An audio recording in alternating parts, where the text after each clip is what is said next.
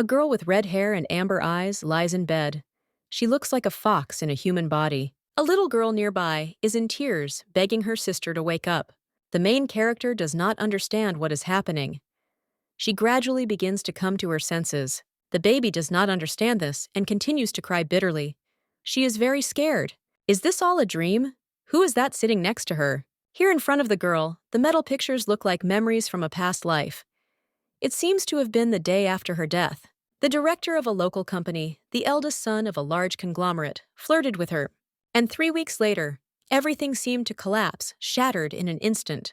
That day, he was very intrusive and kept offering to give her a lift. While the main character is thinking about how to get rid of him, the truck driver fell asleep at the wheel and accidentally crashed into the two of them. After the accident, the main character was reborn as Claire, the eldest daughter of Baron Delford. Before she remembered her past life, everything was going wrong. The girl herself was unhappy, but despite this, she has the title of an aristocrat. That doesn't even sound bad, at least for the southern part of the kingdom. Of course, it's not a golden spoon in the mouth, but a silver one is not bad either. The only thing is that the level of civilization here is far from modern. It's not as fun here as in the old world, but here she doesn't even have to work. Such is the fate of the nobility. Claire can also live like this without denying herself anything for about another 30 years. The girl calmly drinks tea and remembers her sister. She really is very lucky. In fact, the main character was supposed to hate Eliza. There were not many reasons for this. The most important and hateful one was that she was now the only daughter in the family. Beautiful blonde hair and blue eyes like precious stones that she envied so much. It was all considered ideal, but sincere tears friendly. Why did her beloved sister not wake up for so long? Today I had a dream about the day Claire regained her memories from her past life. The girl reaches out to wipe the flowing river from Eliza's cheeks. Everything is fine now. The little girl thought she was dead. The thought was so unbearable. For the main character, Eliza was a child who needed to be taken care of. As a child, she had no one to rely on after her parents died. There was no reason for her hatred. The events take place on another day. The girl is resting peacefully in a cozy bed. But then a man appeared above her and asked why she didn't open her eyes. The main character looks at him. She again does not understand what is happening. The boy's name is Eric. He has the same blue eyes and blonde hair as the tall nobleman. They are left alone in one bed. The room in the circle looks very much in demand. The handsome man smiles. The drunken beauty finally deigned to wake up. Claire, in a trance, extends her hand to the body of a young man. But then it finally dawns on her what happened. It's a little confusing. The Baroness jumps up in surprise, which forces the aristocrat to act. He takes a blanket and asks his companion to sit down, but she doesn't look very happy. The main character says that it doesn't matter. He himself is also naked. Why doesn't she understand? Hey, is this really not necessary? The man thinks she's weird. Well, despite the fact that the main character decides to obey, she has something to cover, even though she is a little small. What's happening here is that in such a complex test, damn it, how was this proposed? Eric experienced a sudden tension in his male body. Now the girl sits with her back to each other so as not to look the man in the face. Eric Klausner, a senior student at the academy where Claire studied, and also the Duke of the Klausner clan. But the main character was at the very bottom as the daughter of a simple baron. Right now she's not at all interested in handsome directors. The man, this real sunny bright nobleman, is an ideal, but in reality, he was the coldest type. He wasn't interested in other people, but he hated Claire. There was never the slightest hint of mutual understanding between them. The two often fought, but that was 3 years ago. Student days have long since become simple memories, even good moments. She even attended her sister's graduation ceremony, and she wore a gorgeous dress that day.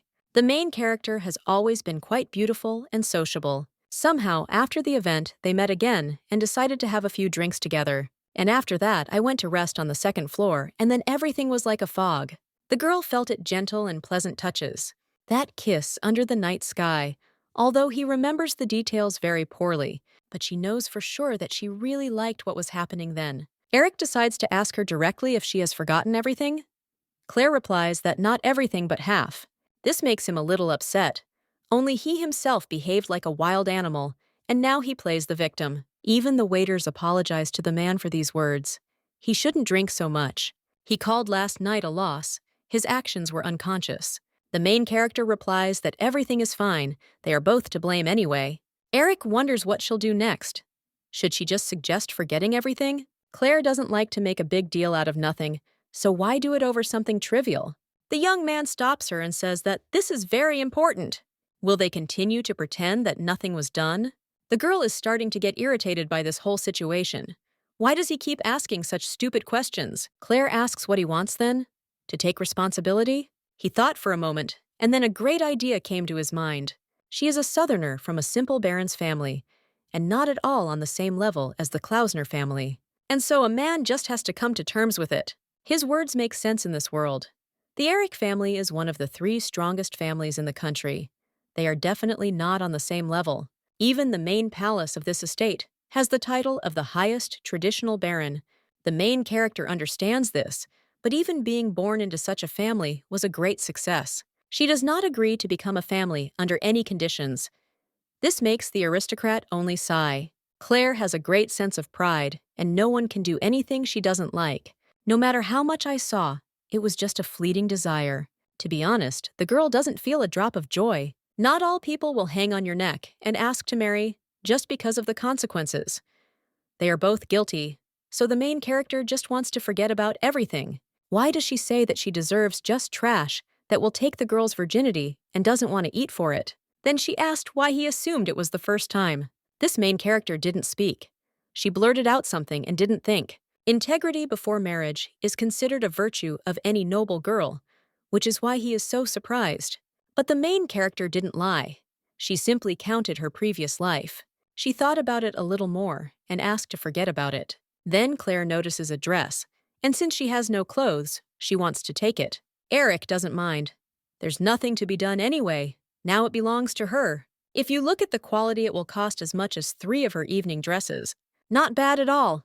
The girl is interested, tell him just in case? Or should he have another mistress? But in any case, it doesn't matter anymore. The main character says that she needs a carriage. He also needs to call a servant who can keep his mouth shut. She's not his fiancée, and not even the mistress he was seen with in public, so there was nothing to wave about. The man's stupid questions continue.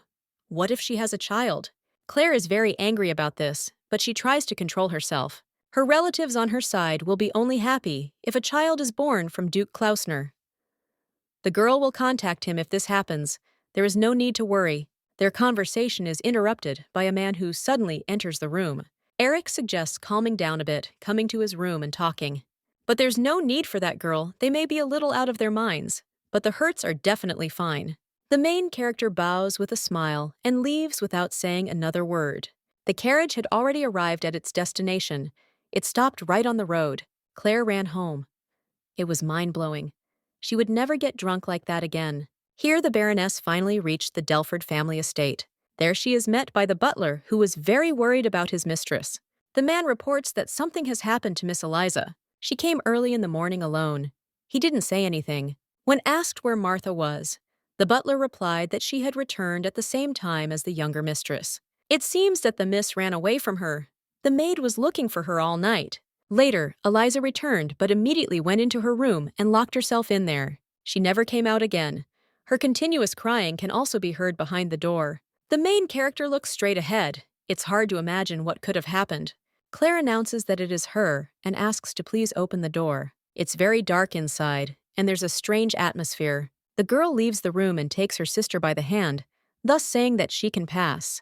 The main character looks around and does not understand why there is such secrecy. The room is a mess. The window is closed and filled with things. Eliza stands in front of the door, no longer giving a chance to get out. Claire becomes scared and notices something strange. Her sister's clothes are dirty, but it doesn't look like ordinary dirt. Then the girl comes to the realization that she has a lot of problems. But the Baroness still tries to remain calm. She takes Eliza by the cheeks and asks what happened. Yesterday was her graduation from the academy and her debut in high society. Then she looked very happy and beautiful. Everything was fine. Claire went to the capital to attend the party. The girl enjoyed her sister's smile and wanted to capture it on camera. She didn't accompany Eliza because she had been dreaming about a party with her friends all night in the dorm. The young lady doesn't know what to do. She saw something she shouldn't have. Tears are streaming down the girl's face. She is in despair. Eliza sits down on the floor, unable to tell what happened to her. The main character goes down and hugs her loved one. She tries to calm her down and still find out what she saw, but the girl is not going to get ready if someone finds out. Everything will be in danger, and they will die. She cannot allow this. This leaves Claire in a stupor. Apparently, everything is very, very serious. Eliza tells her sister that she needs to get outside as far as possible. Then the main character asks the most exciting question: is this related to her boyfriend? This could all be explained. My sister had a relationship. One fine day in a green park, they were discussing this topic. Eli turned him over with a smile. He was a man of high status, and according to her stories, very reliable. The girl gave it to him. But if everything goes well, then Claire will find out for the first time. In another house, she would have been scolded and punished. But they have an understanding relationship. Eliza is already 20. There is nothing strange in the fact that a loved one appeared. The main character believed that her sister did nothing stupid. That's why I don't think I'll bother. But in return, she asked me to promise 2 things. First, talk to yourself. And second, if she encounters a problem that she cannot cope with, ask for help. Claire didn't really believe in the society's history, but she decided to turn a blind eye to it. Yesterday, Eliza was the most beautiful girl in the world, so she probably wanted to spend time with her beloved. The girl started having a panic attack. She could barely utter words that man died. She lost consciousness and simply fell into her older sister's lap. As Claire left the room, the anxious butler asked, "Is everything all right with the little mission?" The main character says that everything is fine. She has given up now. The girl also asks to bring a change of clothes and pack her things. The man doesn't immediately understand what's going on and asks again. Claire thought they would go home when they were ready. They had to hurry. This man demands that these words create even more problems. Eliza's cape, which was as good and priced as the dress was given to her by Klausner. If this is related to the death of a high-ranking aristocrat, the Baron's village daughters will be dealt with quickly. Last night, my sister saw something terrible, and her boyfriend died. What really happened to them? What do they have to go through? Martha enters the room, and her face changes when she sees Eliza. Since this woman is not a stranger to them, the main character decides to tell everything as it is. But it must be understood that this story should happen exclusively between them. The maid's job is to look after the girl and help her recover. Marta says that she will do her best and will not dare to tarnish the honor of her mistress. The main character, although she is getting old, is very worried.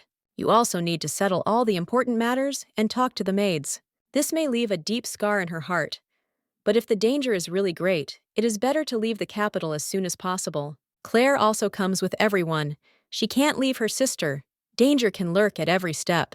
In any case, there is no point in thinking about natural errors now. The carriage had already set off, and they didn't look back at anything. It's already evening. The sky always becomes more beautiful at sunset. Events are constantly happening in the Duke's estate. He thinks whether he did the right thing. Although some people would still notice that she was in his bedroom. It wouldn't hurt anyone much. He is the highest aristocrat. Words do not dare. Everyone is afraid. But Claire, she could get hurt and end up in the center of a scandal. But there is no need to worry about this. This woman does not care about such trifles. The man wonders why she got angry. It was sudden, but she must understand that they both did something crazy last night. Usually the girl hates him. She has a bad habit of becoming very polite when she is angry. Then when she left, I called him Duke, which is not typical. The main character's eyes were shining. It was hard for him to tear himself away from them. Eric decides to have some fun from these thoughts and asks Pavel if there's any news. But then some woman enters the room. What kind of news is he expecting? This is the mother. Her competitive title was won by Louise Klausner. Even though she was a stepmother, Eric never hated her. When the father found a new wife, the little boy already has his rights, responsibilities, and duty. And the fact that the awards ceremony site cannot remain empty for long. Louise always treated him with kindness and care, and he in turn tested her respect. That was their relationship. Mother says that although he spent a lot of time at home, he didn't even stop to eat. Did he have work that should have been done in the bedroom, rather than the office?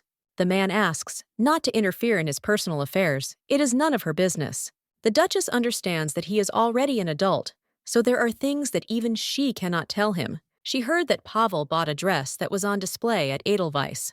But Eric interrupts her and repeats once again that this is a personal question. He lit everything up when he found a solution to correct his mistakes. It had been almost half a day already. Claire should have cooled down by now. A servant bursts into the room. He ran so fast that he could barely stand on his feet. He was instructed to report that His Highness the Crown Prince had been found dead. A body was found in the Madral forest. It looked like a murder. The news left Eriha in shock. The bodies of 2 servants were found nearby. The captain of the escort disappeared. The search for him continues. The man quickly gets ready and immediately collects instructions from the palace. But his mother stops him and asks if everything is okay with him. He doesn't have time for this. Now they will talk later next time. A lot of time has passed. 5 whole years. A lot has changed. For example, this little boy, he has blue eyes and blonde hair. He reminds me of someone very much. He attentively watches the main character and his aunt through the window. It is clear that the girl is very tired. The children are very active and eat a lot of energy. Events are constant in the capital of the Rommel Arons Empire, Rothenburg. It is a very tall building. Even for Claire it happened. She's lived in Delford all her life. You can't see the sky behind them. Here Martha appears. She takes the young master to her place to give the lady some rest. The main character remembers the old days 5 years ago. 9 months after they left the capital, Eliza gave birth to a boy. Claire told you to take care of yourself, Eli. She even gave you. But the girl asks you to understand her. Take it this is such happiness. Despite all the rumors, her sister continues to be cheerful and just as kind. The maid's theories made Eliza unhappy. She knew that she was wrong. How could she go to the point of marriage? The girl knew what they were saying about her, but it didn't break her. She promised to love this child with all her heart because he was very dear to her. But Claire insisted that her sister take care of herself too. Her life does not end with parting with that man. Eliza knows this. Now there is much more meaning in her. The girl laughed and asked if Claire would be provided for her. After all, he would be her only nephew. And how can the main character not love this child after this? Even when her precious little sister, this angel, died, she allowed him to live. Claire couldn't. What was this about? She didn't even want to hate him because he was the last thing left of Eliza. The girl stared at one point for a very long time with a stony face. But when she returned to the baby, her mood immediately became safer. In her past life, her friend bragged about 100 photos of his nephew. Although it is not her height, it is beautiful. Not because she is his aunt, but for objective reasons. His real mother was very beautiful.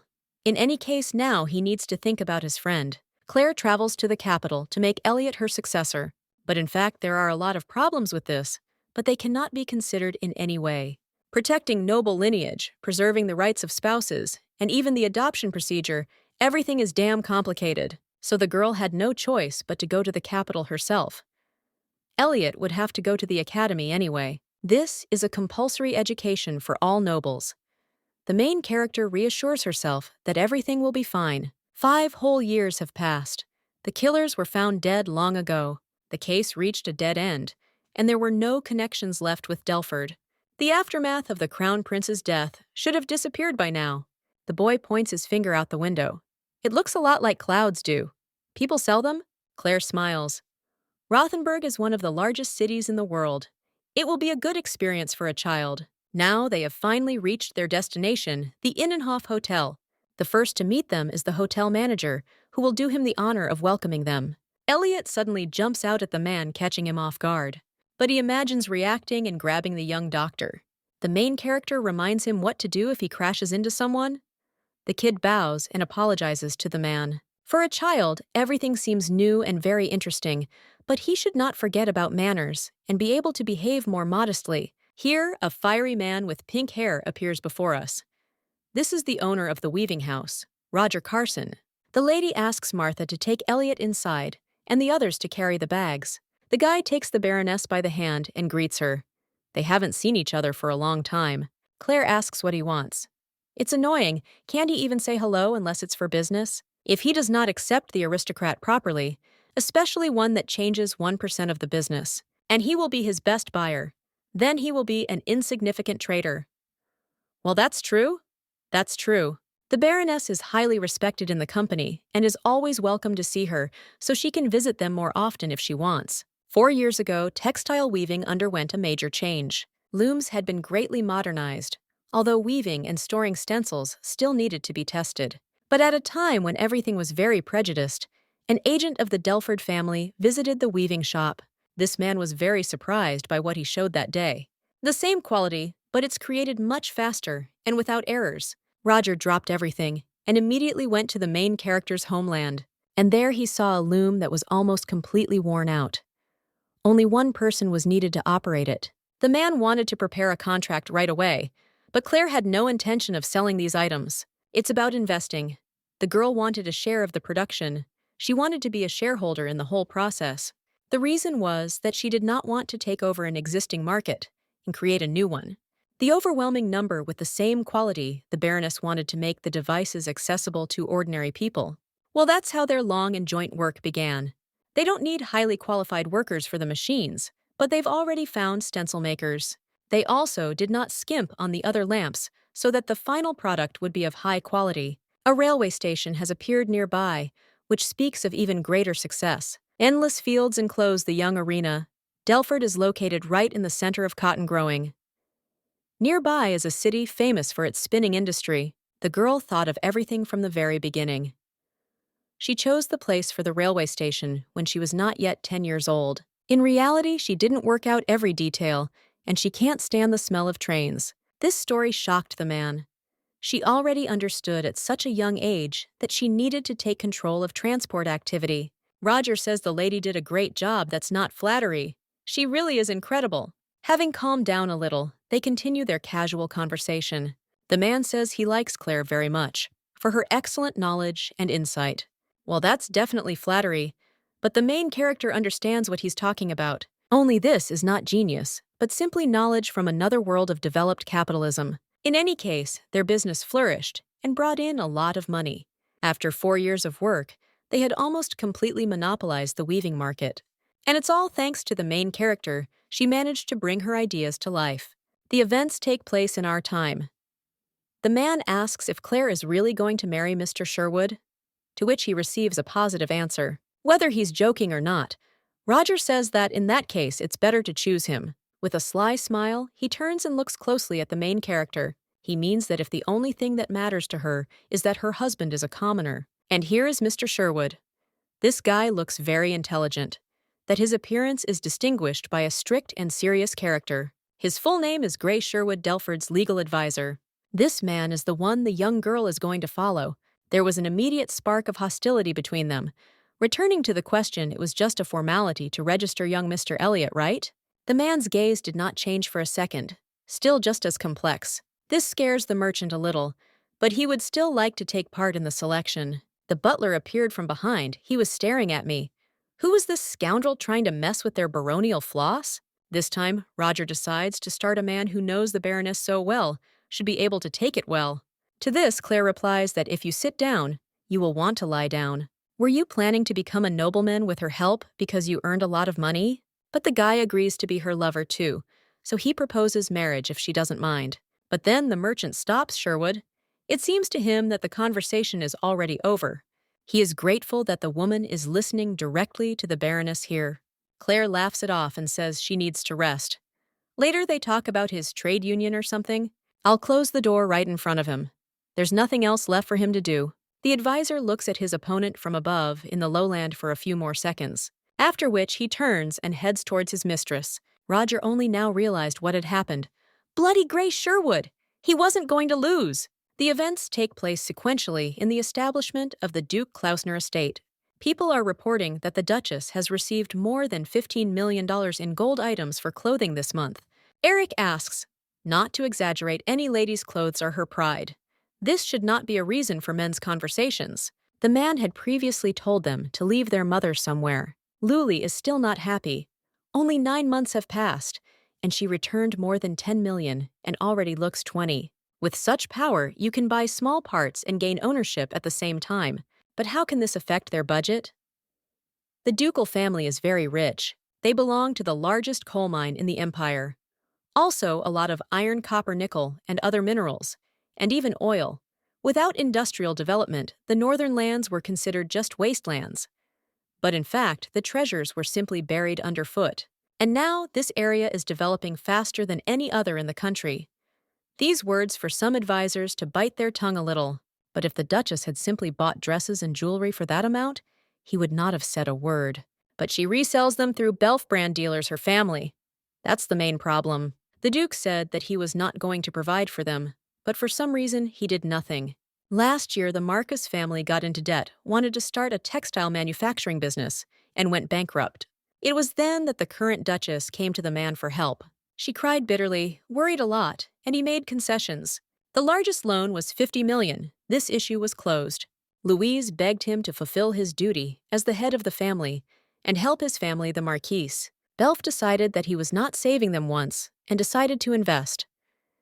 And again asked for help, like then. If someone is so incompetent that he is forced to sell his territory to pay off his debts, it is better to sit quietly and do nothing at all. Eric didn't think about it anymore, but it was obvious that the Marquise's situation would only get worse. People are waiting for an answer to their question.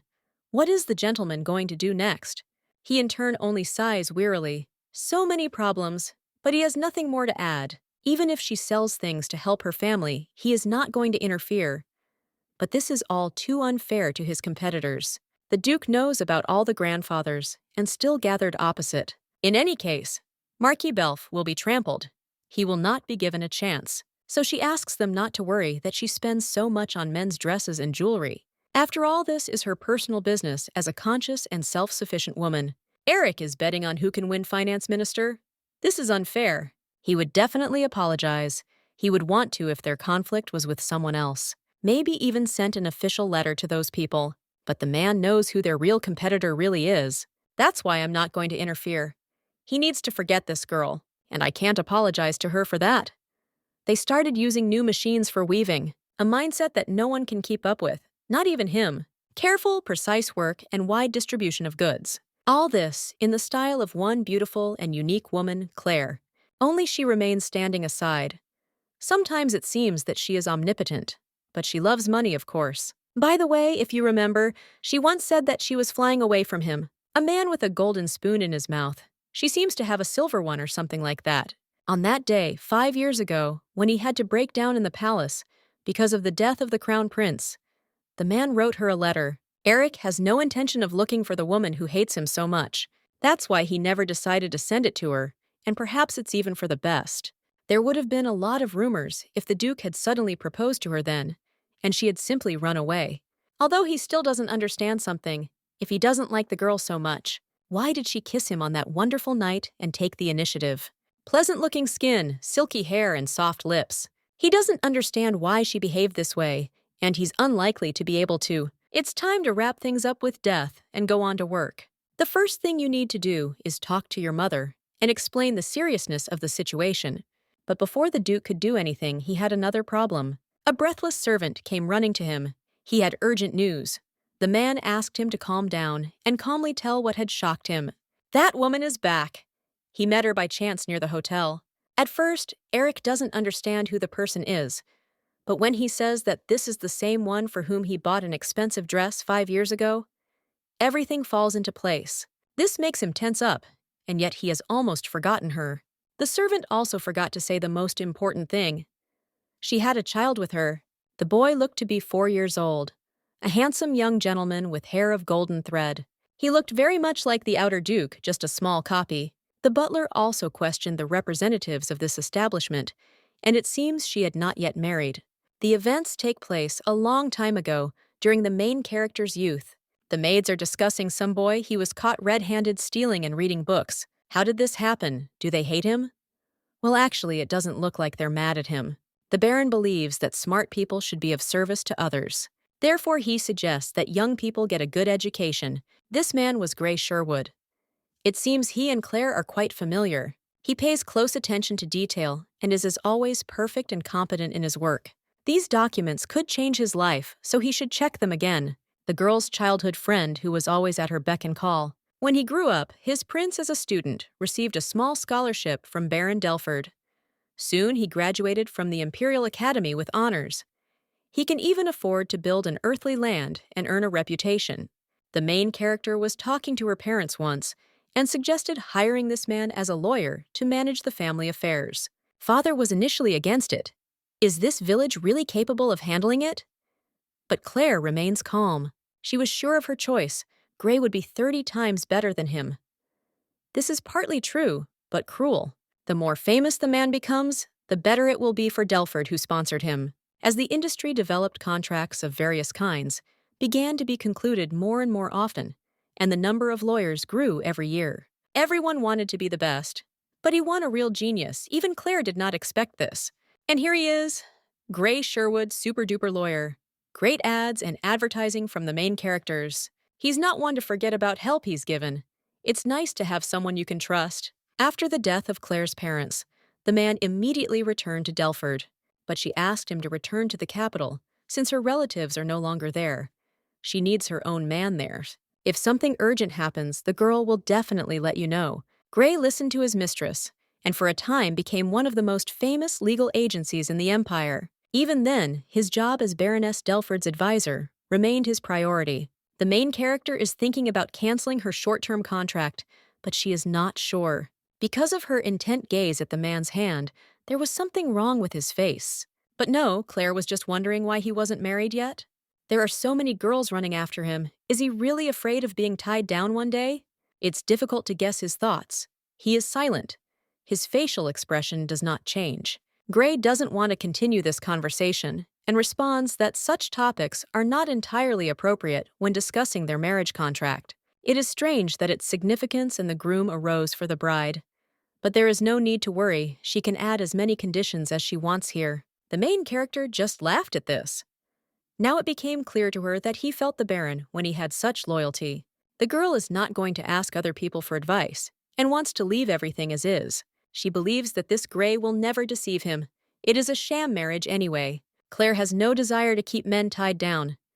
In this era, especially for aristocrats, marriage is simply a union of two families of the same class. She understood the point of such unions. After all, if you love someone, you want to protect these feelings at any cost. And of course, she doesn't think that this will ever happen to her. If one day the girl opens her heart even a little, she will have to deal with the consequences for a long time.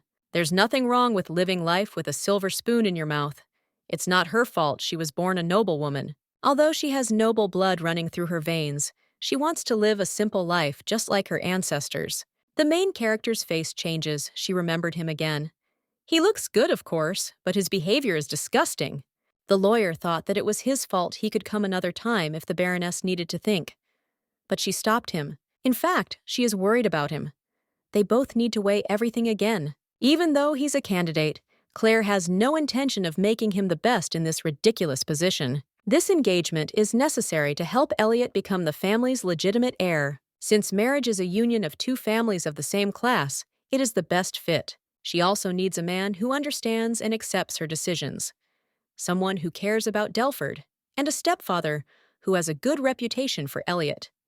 To sum it up, Gray is the perfect candidate.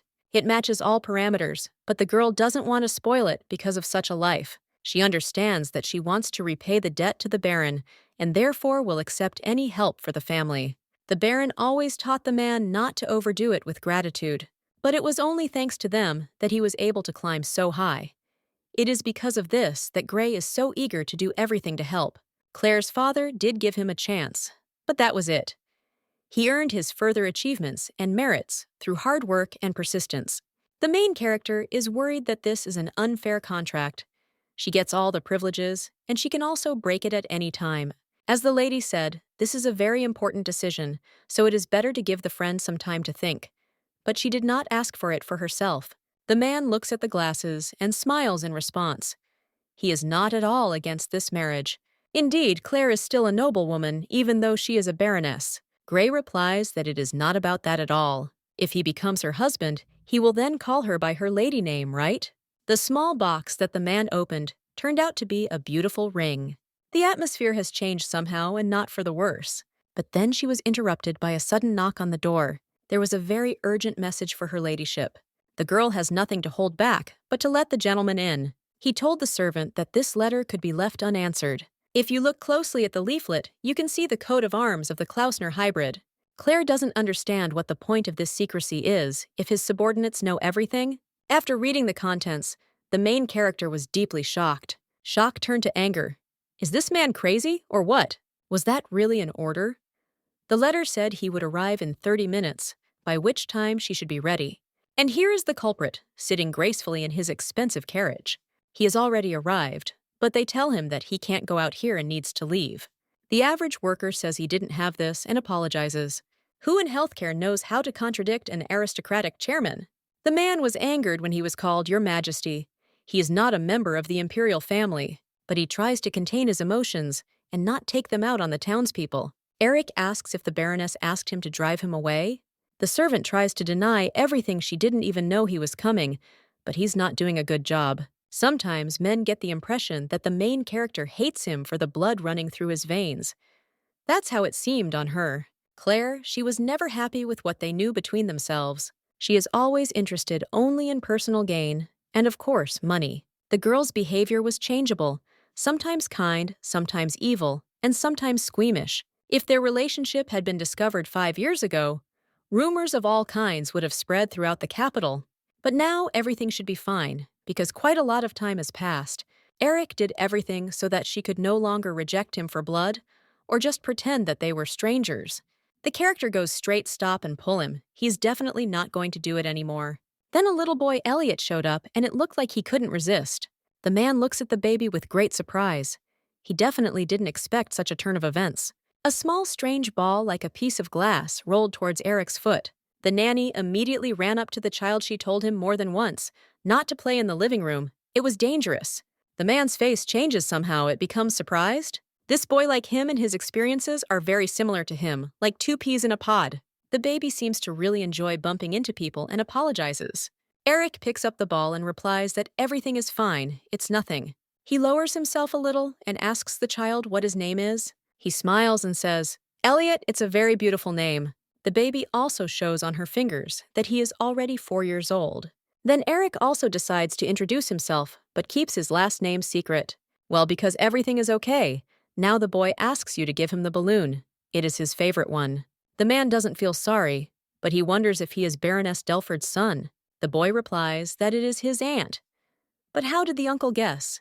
He never said that they look like her, more like his mother. Marta tries to take the young gentleman away.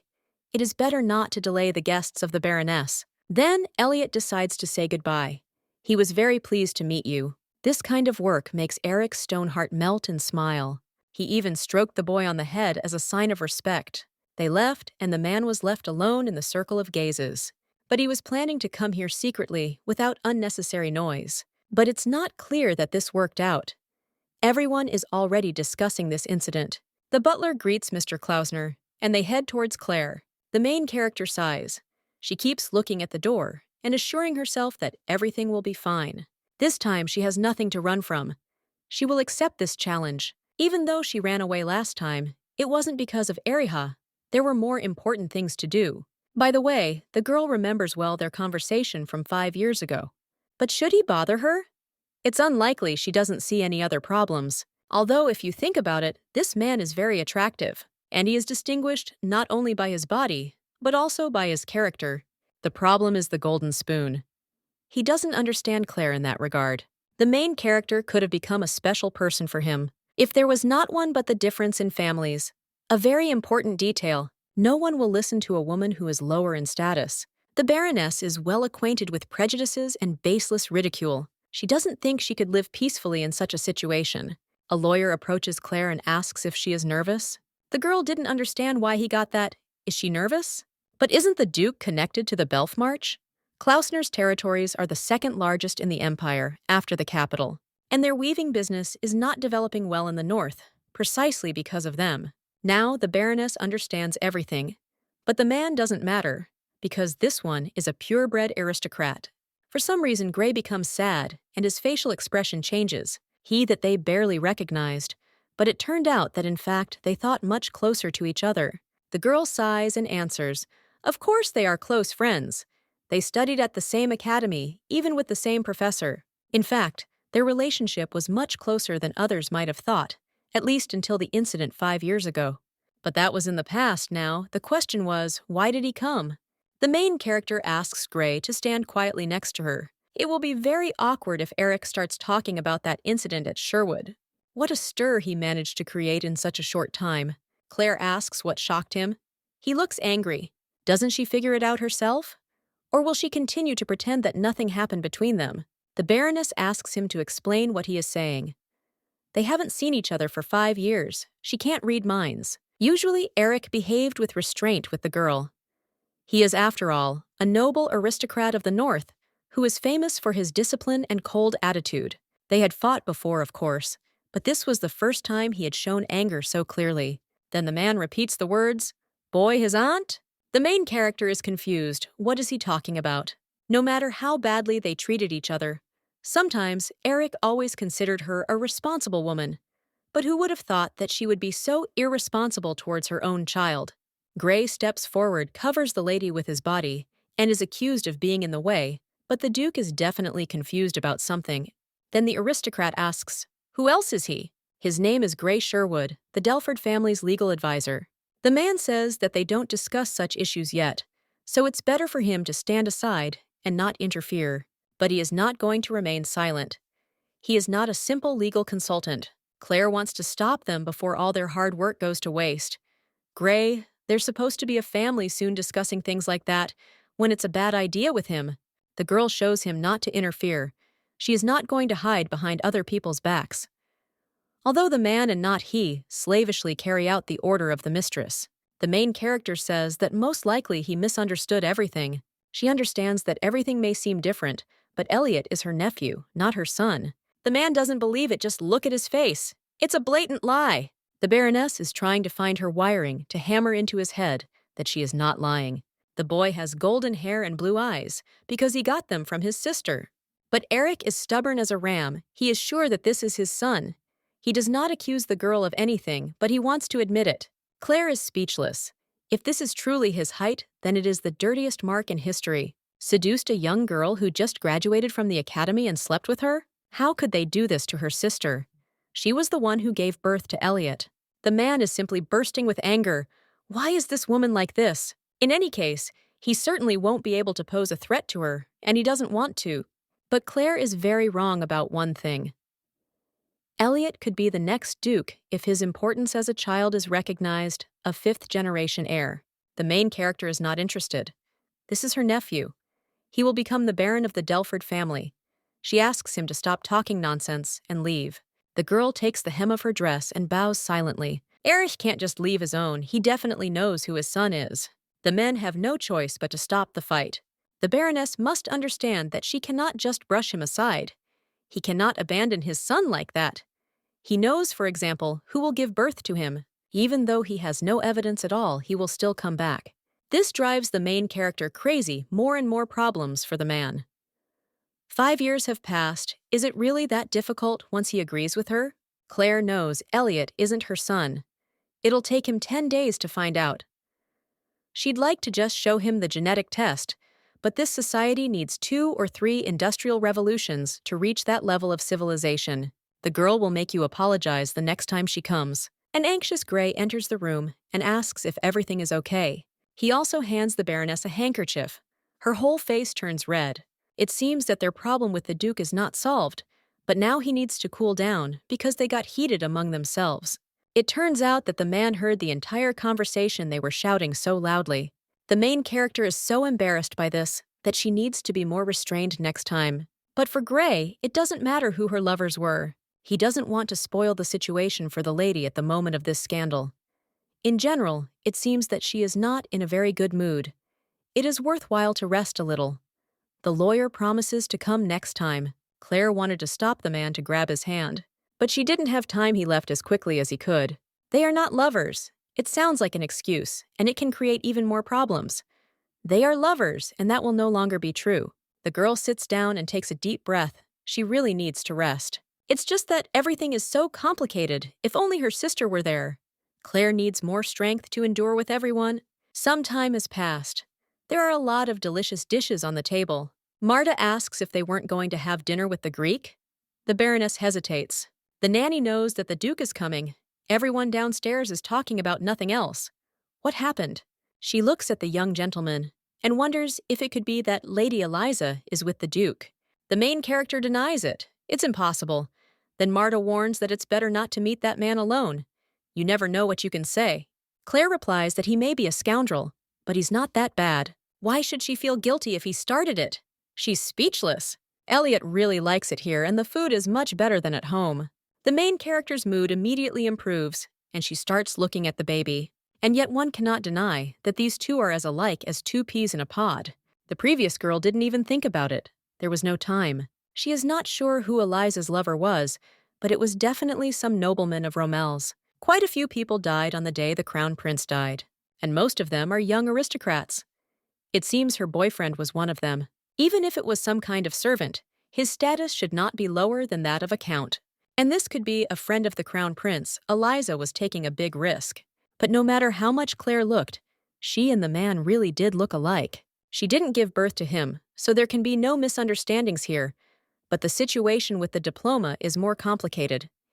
If he is not the father, then it could be the deceased crown prince. Eric's mother was a princess of the empire. She and the crown prince are relatives, cousins. Events take place constantly in Orange, where beautiful flowers are shown at any time. We see a ring on the girl's hand of such a deep color and purity. It's the Duchess, she bought it herself, who would dare to give such a luxurious gift to an unmarried woman. She talks to young ladies and discusses fashion fabrics and the new weaving house. They have been very popular lately. They say that if you order a pattern from them, instead of doing it by hand, you can get the finished fabric 2 months faster. The woman's gaze immediately became stern. That damn weaving house again. She discussed this topic with her family. I wanted the Duke's help because it is the fastest way. But it's much more complicated than just taking money. Eric will never agree to spend energy on developing his territories. He is a man who does nothing under the influence of feelings. If anyone opposes them, it is some lowly native nobles of Arena. The only problem was Eriha's restraint. She would have thrown them out long ago. Then a young lady comes up to the Duchess, she calls her mother, and asks if they are talking about the new weaving house. This is Iris Schneider. She says that some people are so stupid that they cannot understand the Duchess's choice. It is better to trust the eyes than a soulless factory product. Many agree with this, and really looking at her beautiful dresses, how can you not start to envy? To get the same, you will have to wait a couple of months. Aristocrats should be graceful and refined. How can you turn up your nose at the highest nobility? Finally, the woman felt power and support, which gave her pride. The young lady hands her mother a plate of cookies. They turned out very similar, not only in appearance, but also confidently. The woman chooses the most beautiful one and thanks. The Duchess thinks it best, the daughter of an earl. Usually she doesn't like children very much. But if asked who the most beautiful noblewoman of the empire is, almost everyone will name this girl Iris Schneider. She is, of course, no more beautiful than Louise Klausner in her best years, but she is not lacking in popularity. The family of Count Schneider is a noble house with history, fallen nobles, of the side, with her mother. Right now, there is a problem of choosing a bride for Eriha. He has a cousin, Princess Benita. But now it is customary to honor all marriages. Then, Iris's appearance is not the worst option. Reputation and beauty are as important as a noble title. Another very important thing is that their family has been friends for a long time. The Duke is of no interest to anyone now anyway. He agrees with any of her choices. It would be unpleasant to give the ducal house into other hands. It was time for her to restore her maternal duty. Eric may be stupid, but he will definitely listen to her. The Count's daughter will not dare to reread the story of Louise Klausner. One guest starting a dialogue, "What a beautiful diamond. Growing up is so hard."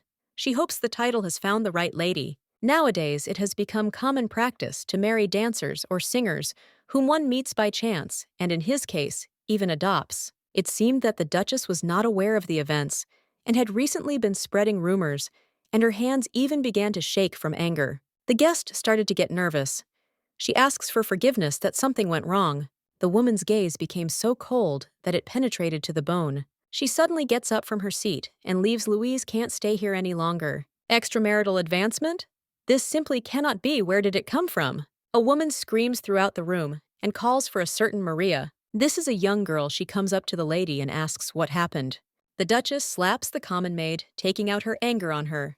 She asks Maria, who is trembling on her knees, if she knew that Eriha had an extramarital affair. She replies that it's just rumors the gentleman couldn't have. After these words, a loud sound is heard, and drops of blood can be seen on the floor. Louise orders to stop talking nonsense and find out the details. The maid bows and walks to do her job. At this time, the Duke loves to look out the window. He is very thoughtful. Then, when they met again, after a long time, they quarreled again. He shouldn't have shouted like that. The main character was always like this. She could get him mad at any moment. But how can he free himself? It could be his son. The man knows Claire isn't the type to lie without a reason. He's already sent a secretary to Delford. But can he sit back and wait? Eric wants to give the little boy a present. But what might he like?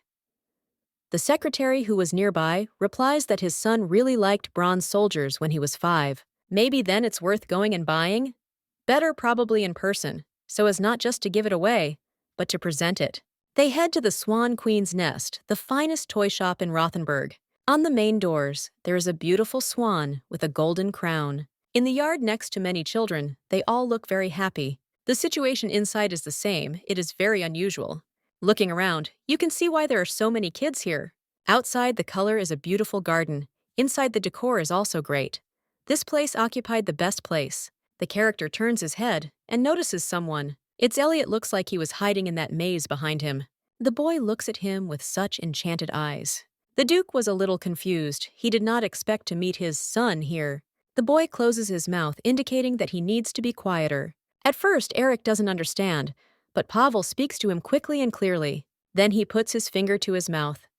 He will remain silent and will not say anything unnecessary to the man. It made the child smile. He thought it was funny. Here, the main character appears today. She is dressed in formal clothes, but is also beautiful. The girl sighs. Why is he here? But having gathered with the provision, has he not seen Elliot? Even though the baby is hiding behind him, the man does not take his place. Claire plays along and asks where he went. She looked everywhere for him. It looks like they were playing hide-and-seek together, which Elliot really likes. Then the main character turns around and stalls for time a little. The little boy thanks his uncle for his help. He also wonders if the other aunt has a man. Does he even have friends? It should be people of equal status, that is the prince or other dukes. Can their relationship be called friendship? It's very difficult to say. Even though Claire was his younger colleague at the academy, to avoid wasting time any further, Eric answers yes. Then the boy says that it is not good to lie to your friend, but he was hiding another friend. Well, yeah, they reveal some good stuff, and it's just a game of hide and seek. Elliot is glad he has another friend. The kid wants to trust the uncle, because for him, he deceived the toilet. The man exhales with relief and smiles in the same way. They bump fists in recognition of their new strong friendship. Claire walked around everything one more time and returned to the same place. Now that the Duke has come, will she be able to resolve their misunderstanding? How do other people resolve such things? She's not in a bad mood now.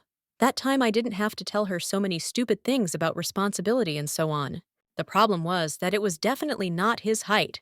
The main character silently walks past Eriha. That's all she found, the little rascal who even fell on the population out of surprise. He tried so hard, but he still got caught. The aunt is very smart. The girl looked at him with an uncomprehending look at the beginning of her studies at the university, then at his stiff hairstyle. After which she sighs and asks what they were talking about here without her. A man cannot betray his friend's trust and tell. Then the boy was finally convinced that it was not in vain that he trusted this uncle. Claire asks, does he not need any more toys? Will regular hide-and-seek be enough? The main character hands Elliot a wallet and says, buy 2 things that you like the most. There are 30 coins inside. Eric wanted to say too much that it was, but the Baroness stopped him in time. The kid must change the bag and pay himself to get the desired things. The nanny and Elliot go off in search of something of interest, leaving the man and girl alone. Claire is grateful that he looked after the child. He really likes it when adults take him seriously. If Eric wants to continue his previous conversation in such a public place, then she would prefer to hit him over the head with a bag and go to prison for treason. They won't just stand there, will they? The main character suggests passing by. She also asks if something happened. Just don't say that he bought presents for his son. The Baroness herself said not to bring up the previous conversation. If it does, he'll say even more strange things. Maybe then they can do without arguing today. If they are seen, there will be even more rumors. She has a busy schedule today. She needs to take Elliot to church, have lunch, go back to the hotel, and work. But the Dukes should be even tighter. So why is he here? But again, Claire has forbidden work on this issue. This couple even looks good when they are silent and don't quarrel. All the people around disperse in different directions, allowing Eric to pass. As beautiful as the blue roses that grow only in the imperial palace. No matter how the girl remembers, he has always been a person who exudes strong pressure.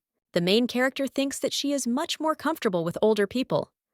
The man always knew this, but she didn't say that it was him. The girl treats him so rudely. Claire always tells the truth, so that no more misunderstandings arise. Even when life is darkened by one of them, one must continue on. They decided to change the subject again, and the Duke brought up the fact that toy stores were not like that. This store is very popular with children. How good are the sales here? The girl probably spent a lot of money on decor and security, which is aimed at everyone.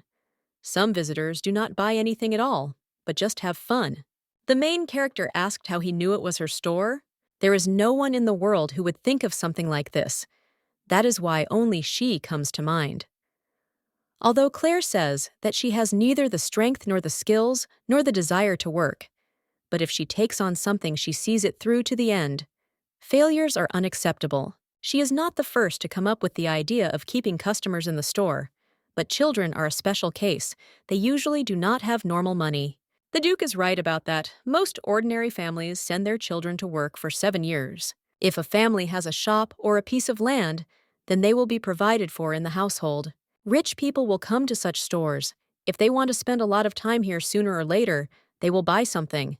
But for the main character, it's not a question of earning money. She just tries several options at once. Some businesses make money, some don't. This store breaks even, but people love it, so she keeps serving. Even if parents don't buy anything, it's okay. Some children work as apprentices or peddlers, save money and buy their own toys. Eric smiles and says that she is the owner of the casino. It looks like he's in the textile business. The man received reports about industrial enterprises in his territories, and indeed their interests are related to problems. Well, she was just lucky. There is nothing lucky about this, that the main character can predict the future. The Roman Aryan Empire does not correspond to the historical order with its world. The climate and geography are also different, but the hearts of people are the same everywhere. What will happen after technologies are introduced, which will increase demand and so on? Claire is well aware of the events that surround progress and knows which products and goods ultimately stand the test of time and which ones fall by the wayside. The main character doesn't need to come up with something new, but simply choose from what's already there. This way, she can be confident of success and know where further development will go. And controlling budgets, investing, and creating leverage is nothing new to her. The reason the girl came from the world of developed capitalism. It's not luck, it's cheating. But it's not just about business development skills. She's an aristocrat, and one with good skills. It doesn't matter if Irina is a low-born southerner or not. There's a way to know. Claire is not threatened or intimidated into taking away her business, and the workers are quite obedient and attentive. Even for her, the Baroness created such a condition, but officially everything is simple for them, the nobles of Rommel? Will this world ever be fair for ordinary people? Even for them, the laws and principles of this society work differently. The Duke asks if she is angry with him again, but the girl denies this problem related to their processing, which she cannot solve. The main character knows the man well, and for quite a long time. Nothing would have been successful if their acquaintance had ended in something. If he had simply treated her like a lower noble and ignored her, Claire would have taken care of her like a patronizing noble and not gotten involved. On the other hand, even now it is difficult to explain who they are each other. Eric watches the girl carefully, without looking away. She in turn doesn't understand, is there something wrong with her face? What he wanted to say was no longer important. The man thought she was more careless, but when he learned about his affairs, he was very surprised. That night, 5 years ago, when Eliza returned home, scared and in a bloody uniform, Claire decided that she would do everything she could to protect her family. The Duke decided to ask, was she thinking about contacting him at the moment? The Baroness knows that he can be relied upon, but the fewer people who know about the secret, the better. After all, she needs to ensure the child's growth and take care of him. Eric has a close relationship with the right family. The Emperor and Empress are blood relatives. It is simply impossible for such an important person to know the real truth, and the girl just doesn't want to drag him into it. The misunderstanding with the baby is enough. The man comes closer and leans against the main character. He didn't just mean to help Elliot. He wanted to be her husband. Didn't she ever think that she could trust him? This is very evil of him. Claire, does he really mean nothing to her? Eric thought they were much closer than just strangers. They stand silently opposite each other. The man is very assertive, but the main character turns and pushes him away. The Duke doesn't let her escape again, so he takes her hand. He pulls her to his lips and kisses her tenderly. She could forget, but Eric wants to make the girl his. Claire is speechless. Does he really want to correct his mistakes with marriage again? In fact, the girl misunderstood everything he did not call them at night. The problem was, he should have been the one to propose first. The man was going to do it after graduation, but there was no chance. She quickly got her diploma and ran away. That's why he thought it was a hint of refusal. But if she gives him another chance, he won't miss it. The rumors are not stopping at all. What will Eric gain by trying to shut them up for her sake? Maybe a girl's hand? Or a child? But she's not going to agree to that. Here you can hear Elliot's voice, aunt and uncle kissing. This makes the main character come to her senses, and this time she will definitely break away. It looks like he is not alone, but with a personal buyer. How can decent people work for others? Claire tries to explain everything. It's not what they thought, but the boy can't be convinced he saw everything. Then the boy grabs his aunt's skirt and says that he won't give it up. The main character carefully lifts the child into her arms. He has already become so heavy. She loves Elliot more than anyone in the world. There is no one else. But that's not true. Last time Claire said it was to her mother. The boy also loves his aunt very much, even more than Eliza. This is a real man, one word, and everyone obeys him. But something still bothers her. How long will he follow them? The irritated protagonist turns and addresses the Duke. But he interrupts her and asks, who is this person next to her? Roger looks like the owner of a weaving house. He is very happy to meet them. Erich Klausner looks at him with distrust and apprehension. He said the owner was very resourceful, but the Duke didn't think he was so young. This flatters the merchant, for he is simply the Baroness's errand boy. To be chosen for her can be considered a blessing. Well, with his performance, he managed to anger the unshakable Duke. Then the main character intervenes in the conversation and asks if something urgent has happened. Roger looks very close and whispers something in her ear. That was it. That was the end of our male character's patience. It turns out that a representative of a retail store from Bamberg is coming to visit them. The main character understands that she cannot discuss such things in front of the Duke. Bamberg is one of the largest cities in the Duchy of Klausner. It is a battleground for the Belf March Fracht Guild and their weaving house. But this is not breaking news or important information, so why does Roger keep whispering? The girl replies that since the merchant has come a long way, they will meet tomorrow. The merchant smiles at the Duke. It seems he really doesn't intend to lose. Now they're glaring at each other, and it's all because of ordinary baronesses. The main character doesn't understand how everything turned out this way. Roger also sometimes says stupid things about marriage, but they're just jokes, right? If we are talking about Bamberg, then a conflict with the Duke may arise. The girl does not want to quarrel with him. Eric made an angry face and asked what happened. But what if he asks himself stupid questions about troubles? Claire answers that it is a personal matter. It is better not to talk about it at the entrance. Here Elliot interferes again. He calls his aunt. The baby has already chosen toys and wants to show them to her. There are knights standing near the castle. He wants to take them. The child is excited and wants to play with new toys as soon as possible. But the main character repeats to him that they agreed on 2 toys. But this can be considered as one set. The baby really wants it. It costs 30 gold pieces.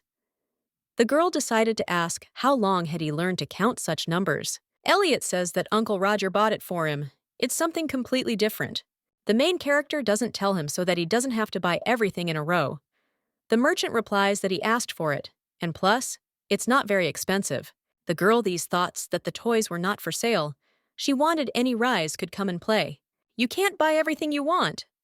It wasn't even a question of money. The boy becomes very sad and seems very confused. Claire kneels down. She knows what she gave, but she can't allow it. This is a wonderful place, made for everyone to play together and have fun. The little boy is angry. He doesn't like it at all. He says he hates his aunt and doesn't want anything else. The main character tries to calmly convey everything to the child. They still won't be able to take him home. How is he going to play with this one? Tears came to Elliot's eyes, but he said nothing more. Roger apologizes. They'll come here next time and buy something else. Claire also warns Eric not to spoil the boy with expensive things. Otherwise, she will become a bad person in the eyes of others. The main character doesn't want people to say that she is a swindler who extorts money from the Duke through a child. The girl bows and asks for forgiveness, but it is already getting dark. Her time has come. Roger goes with them as an escort. The man remains in the company of Pavel, his secretary. Before leaving, Eric shows up to call his store manager. He is going to buy these toys despite the ban on women. The Duke was worried because he didn't know what gift to choose. Now he will buy what Elliot wants. We need to make the son love him, at least more than Roger Carson. Claire is right. The others won't be silent. But who cares? Everyone will shut up when she becomes a titled, and they will beg for forgiveness on their knees. Word spreads fast. Even better, the man pretended to kiss her in front of the local papers. This is the easiest strategy to win.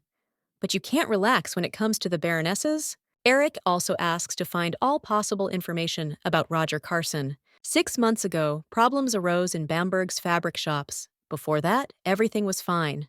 Their patterned product not only sold well, it sold like hotcakes. In the Duchy of Klausner, this city occupies a leading position in terms of money turnover and wealth. The townspeople spent a lot and enriched the shop owners. But 6 months ago, Baron Belf's Flak Guild set its sights on the city. Patterned fabrics began to be sold at ridiculous prices. It got to the point where plain ones became more expensive than patterned ones. Although the other valuable goods were about the same, people went where the steel-patterned fabric was cheaper.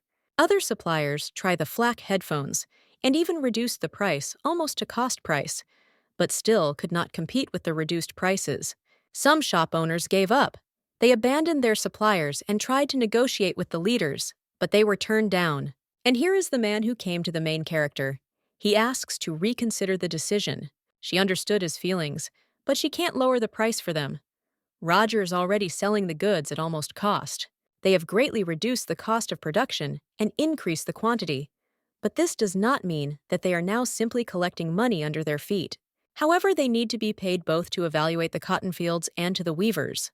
The final cost is not that cheap, and constantly lowering the price as Baron Belf does will not work because he receives money from the duchy.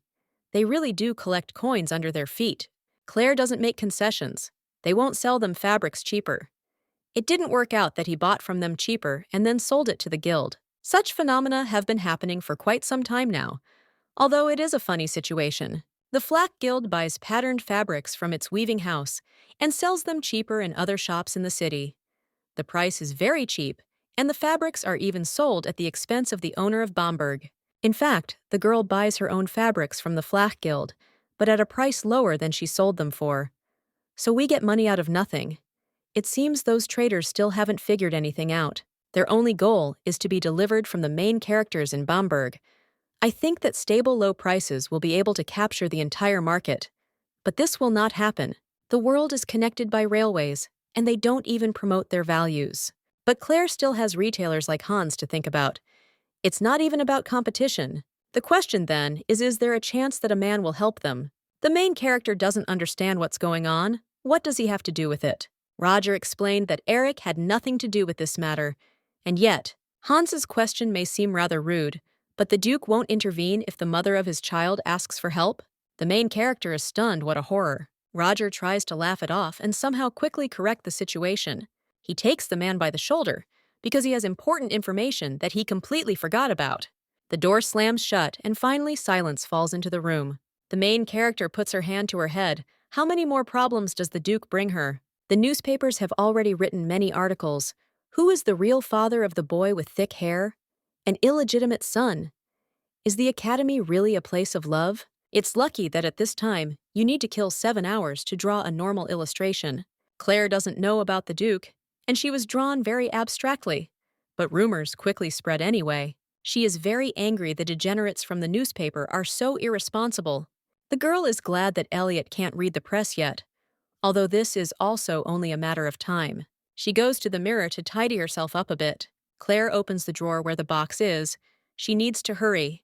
Gray knew that this marriage was only a formality, but he really wanted her to wear a ring. There's no problem with that. She was going to get married anyway. The secretary is a good person. He is not only a suitable man, but also quite an attractive one. Will the rumors die down if they get married? Although it could cause even more scandal, Gray will have nothing but problems. Those words are still in Claire's head. It wasn't their night that was wrong, but the order of their actions. But nothing changed from what Eric said, that the girl does not want to become the wife of the title of Klausner, does not want to be a Cinderella, who was seduced by a high noblewoman, does not want the title to swallow Delford. She is not as proud of her lineage as other aristocrats, but family is the most important thing to her. The main character's work dragged on for 5 years longer than she wanted. This is more worrying than pleasing. The ring fit perfectly. It seemed Gray knew my finger size. But it's not surprising, everything is clear here. She's getting married. Probably someone helped him. The problem is Elliot, he's still too much of a loser. Claire isn't sure even a quickie wedding will work, all because of the Duke's scandal. The girl is interrupted from her thoughts by a sudden knock on the door. This is a servant, he apologizes for disturbing you. But the Baroness has a guest. The main character wonders who it could be. The man looks away but still answers. It was Duchess Klausner who said that if the lady did not appear right away, Claire doesn't like all this anymore. She guesses what will happen next. The main character goes out into the central hall. She had no choice. And here it is, a typical evil candle from a morning match on TV. The villains are always built in a beautiful image full of splendor. The girl comes closer and stands opposite Louise. She smiles very slyly in hers, and although she looks good, she doesn't wear any jewelry at all, except for one beautiful pink ring on her finger. This immediately spoiled her mood and made her tense. The Duchess asks if she is Lady Delford, daughter of Baron Delford. But no, she is a baroness. For a high-ranking noblewoman, it doesn't matter, she's still an ordinary southerner. She will still have the rights of a husband after the wedding, so there is nothing to be proud of here. Dadat and the heir will move on.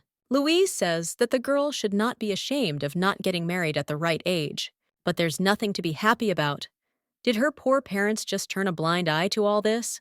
How could some poor girl from a baron's family make her wait? In a place where only commoners come, they say that if you have patience, you can avoid bloodshed. When Claire sits down, the Duchess shouts that she didn't allow her to do that. But the main character here is the hostess, and she is just an ordinary guest. Since the woman had come such a long way, it must have been something necessary. Louise says her behavior is unladylike, which is what one would expect from a person, although she is not ashamed to have a child before marriage. Claratia is aging slowly, but she doesn't think she can handle it.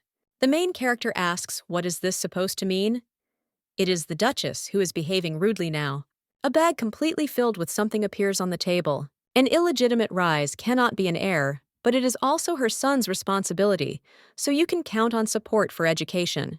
The girl's task is not to do anything stupid, not to make a fuss, and to raise the baby in Delford. At least in this village he won't get hurt.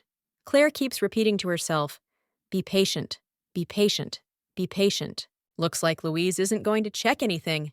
And what other village does she even know what Delford is?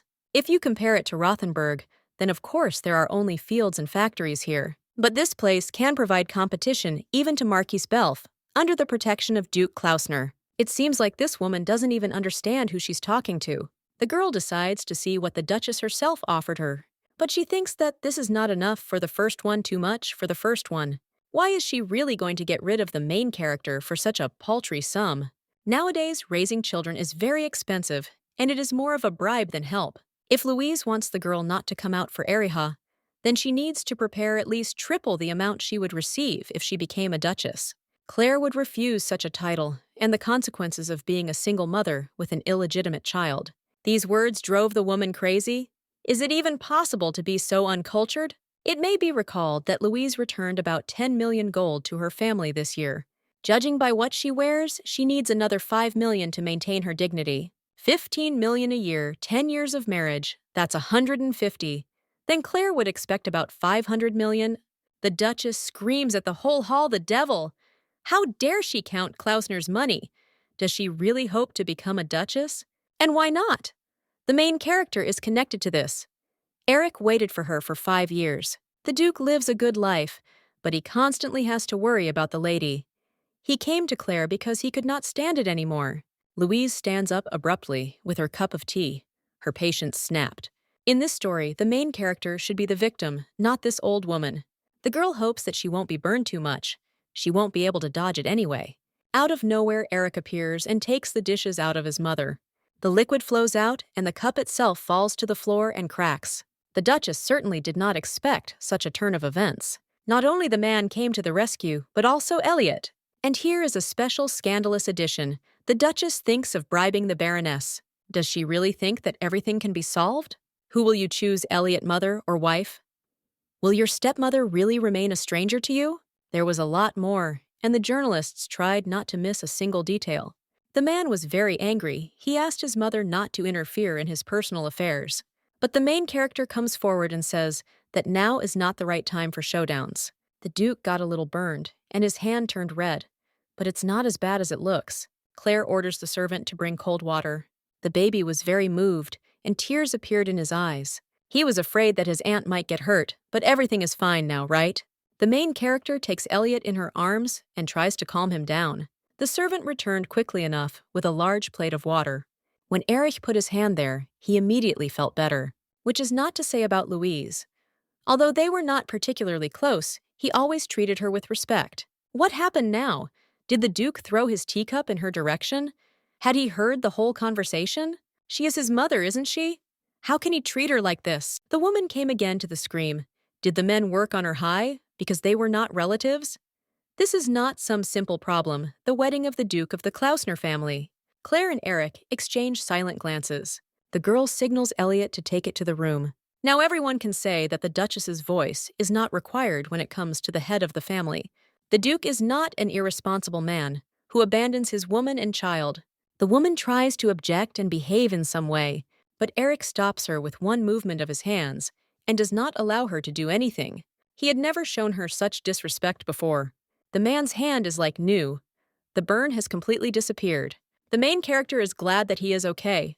Luckily, there will be no scar. The girl thanked him for his help and was about to leave, but the Duke stopped her again. If he starts talking about the baby again in a place like that, then people have eyes and ears everywhere. Any news spreads as fast as possible. The previous headlines already had a big impact, and now this, they could hurt Elliot. It's a shame he's so young. Claire will have to buy up every paper like that in Delford until the rumors die down. The man acts very brazenly and kisses the girl's hand.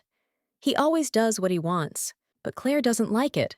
She doesn't understand what he's doing and why. It seems, looking at how he fell on the ring, he does not hear what the Baroness is saying at all. Eric doesn't like it, such a displeased look, so he took the jewelry as if he was mocking the main character. The problem is that it was on my wedding ring finger. The man takes off his jewelry and says that he missed the most important step. The main character understands why all this is happening and asks not to do this. But why? She told her mother herself that she was not against it. The Duke does not reveal the ring, so this is all the place can offer. The girl may win, but he still has to do everything right. Eric places the beautiful family heirloom on her finger. He asks if Claire will marry him. The main character remains silent. She hoped until the very end that he had not done such a stupid thing. The crowd in the area is enchanted and surprised.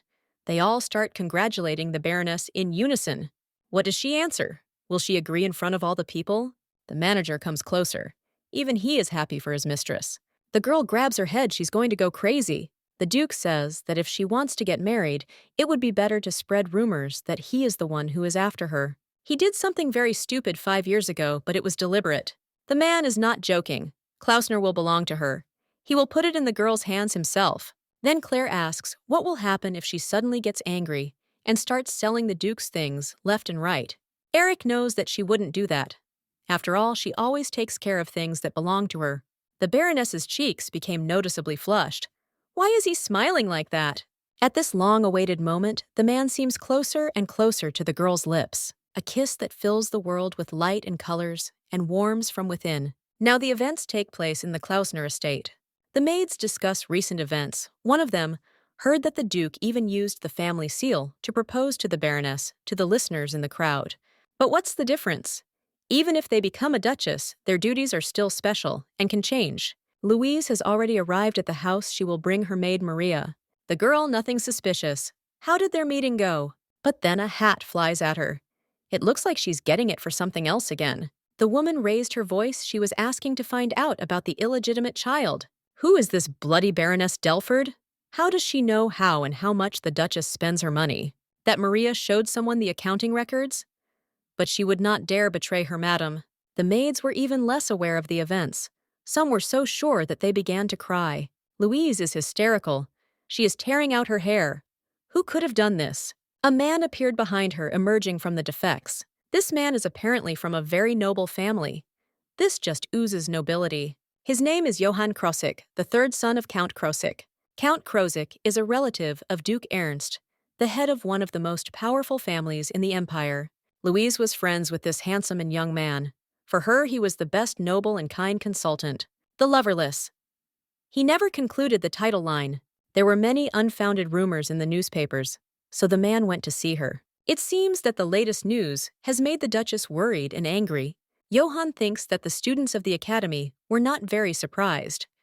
He had already heard a lot of things. It concerned the great Professor Klausner. Baroness Delford must not be allowed to be particularly popular. But the man often saw the two communicating with each other. If the Duke raised his voice with anyone, it was with her. She was not afraid to argue with him on equal terms. That's why the Count's third son remembered her name. But there was nothing else to worry about. Everything about Claire was surprisingly normal. Normal grades, normal reputation. They said that she can be egocentric when she's close. No one understands why Eric communicates with her. But now, Johann realized that he was mistaken. In fact, she was the owner of the new weaving house. It is amazing how the simple family of the Baron could live in such a state. For him, it is not a problem that the new Duchess Louise and Baron Belf will clash. It was a battle within the duchy. What could really cause problems is that the Baroness is a noblewoman of Aran.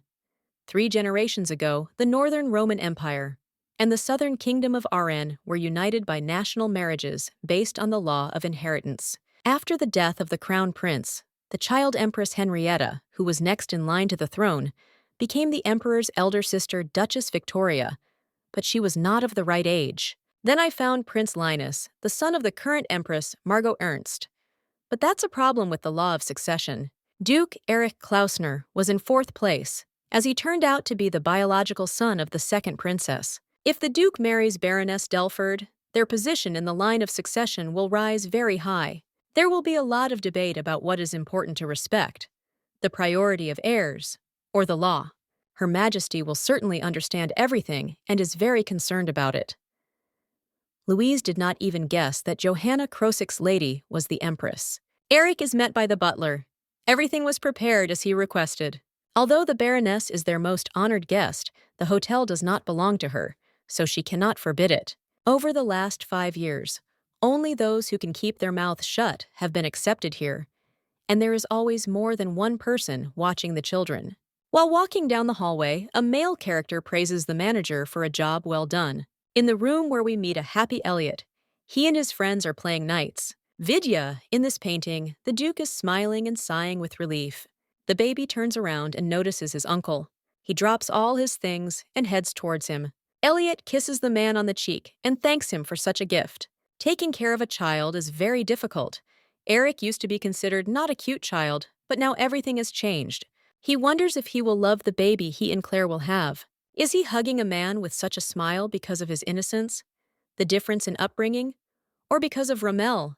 Claire said that this set was something he wanted to give to all the children, so the Duke bought it and donated it to the hotel. In order to make a gaming area for everyone, at least legally, he asked for a similar set to be made and sent to Delford. But it hasn't arrived yet, so everything is fine. His aunt already knows about everything, but she didn't get angry. She just snorted. The kid will try to copy her behavior. Then the boy decides to ask if Uncle loves Claire, and if he's even going to marry her. Last time Elliot got really angry about this, but the little girl says that she doesn't really mind. He likes everything, and so does her uncle. Such warm and kind words bring true peace to your soul. The Duke invites his son to eat something tasty with him, but Elliot cannot be told to go with those who offer goodies. The man has conditions to convince him. They don't want to leave the hotel and can call a nanny. At the door they meet Gray, and the situation immediately becomes tense. The kid looks first at the lawyer, then at the professor. What should he do? Then he asks to let him go. He will go to Martha himself. The boy runs out and leaves the adults alone. The tension is growing more and more, and neither one is going to back down. The first start of the dialogue, the doctor he asks if he wants to explain. A consultant is a consultant, but he received the Baron's patronage and has been a great help to Delford ever since. Although Glay often sees Claire as a worker, he is ordinary, but are her eyes the same? The lawyer has something to say. Eric acted like a real scoundrel. He deliberately sowed rumors to make it hard for the girl. How long have his clients been calling him by his first name? But this is a delicate matter, only between Gray and Claire. Unlike the problems the hero creates, Eric says that this is also their personal business with her. But if this is so, then why did they go to the publishing houses? Yesterday, I visited 6 publishing houses to make sure the lawyers were convinced. They asked me not to mention Elliot, and also not to criticize the Baroness. The man replies that he didn't ask for anything specific to be written. He just wanted to know that the fall wouldn't hurt. Since he even went to such lengths, he could have simply silenced them. Gray is going to become Eliada's guardian. He knows that his rival is a high nobleman, but anyone who forces a girl to marry by attacking her weakness cannot be called a gentleman. The Duke seems to play the part of a well-mannered man quite normally. When it comes to Claire, he always finds it difficult to control himself. The man says that this is not some commoner's business, but his and the main character's. Let her interfere if she needs to sue. Everything else is not for participation. Gray is different from Eriha. It is impossible to woo a woman until they solve this problem. After this, the aristocrat shut up for a while to think things over. So it means that the ring on the girl's finger really was an engagement ring. At the time I wasn't sure who she got it from, but now the man. He takes out the ring and twirls it around in his hand, like some kind of cheap trinket. Gray immediately notices and wonders why he has a ring. The Duke throws the thing away with disdain. Now it is useless and of no use to anyone. A beautiful pink stone decoration falls to the floor. At this time, the main character lies and looks at the family heirloom given to her. The newspapers are full of white nonsense. Why didn't she agree? A modern Cinderella! They continue to talk about it, and she even chooses not to be alone. Now everyone is sure that the girl will not tell him. Well, yes. How can you not agree to the proposal of Duke Klausner himself? He is not old. He has not married before. Claire didn't want this wedding, but coronavirus doesn't explain it. She's confused. Is there any way out of this situation? Roger's regulation asks. So why not just sue them all? Sherwood could sue them for the government money. But if the Baroness starts to react, they will cling even tighter. It is a battle that cannot be won. A couple of newspapers may close, but rumors only spread. The scandal will provoke itself, and people will interpret it. Her father had told her more than once that Claire could have a lot of problems because of his hot temper. Now his words are hard to deny. She is not one of those who is easily calmed down. 11 years ago, during their first meeting, if the girl had simply silently admired Klausner's handsome face, all these problems would not have arisen. And who is she to blame for this? She is to blame herself.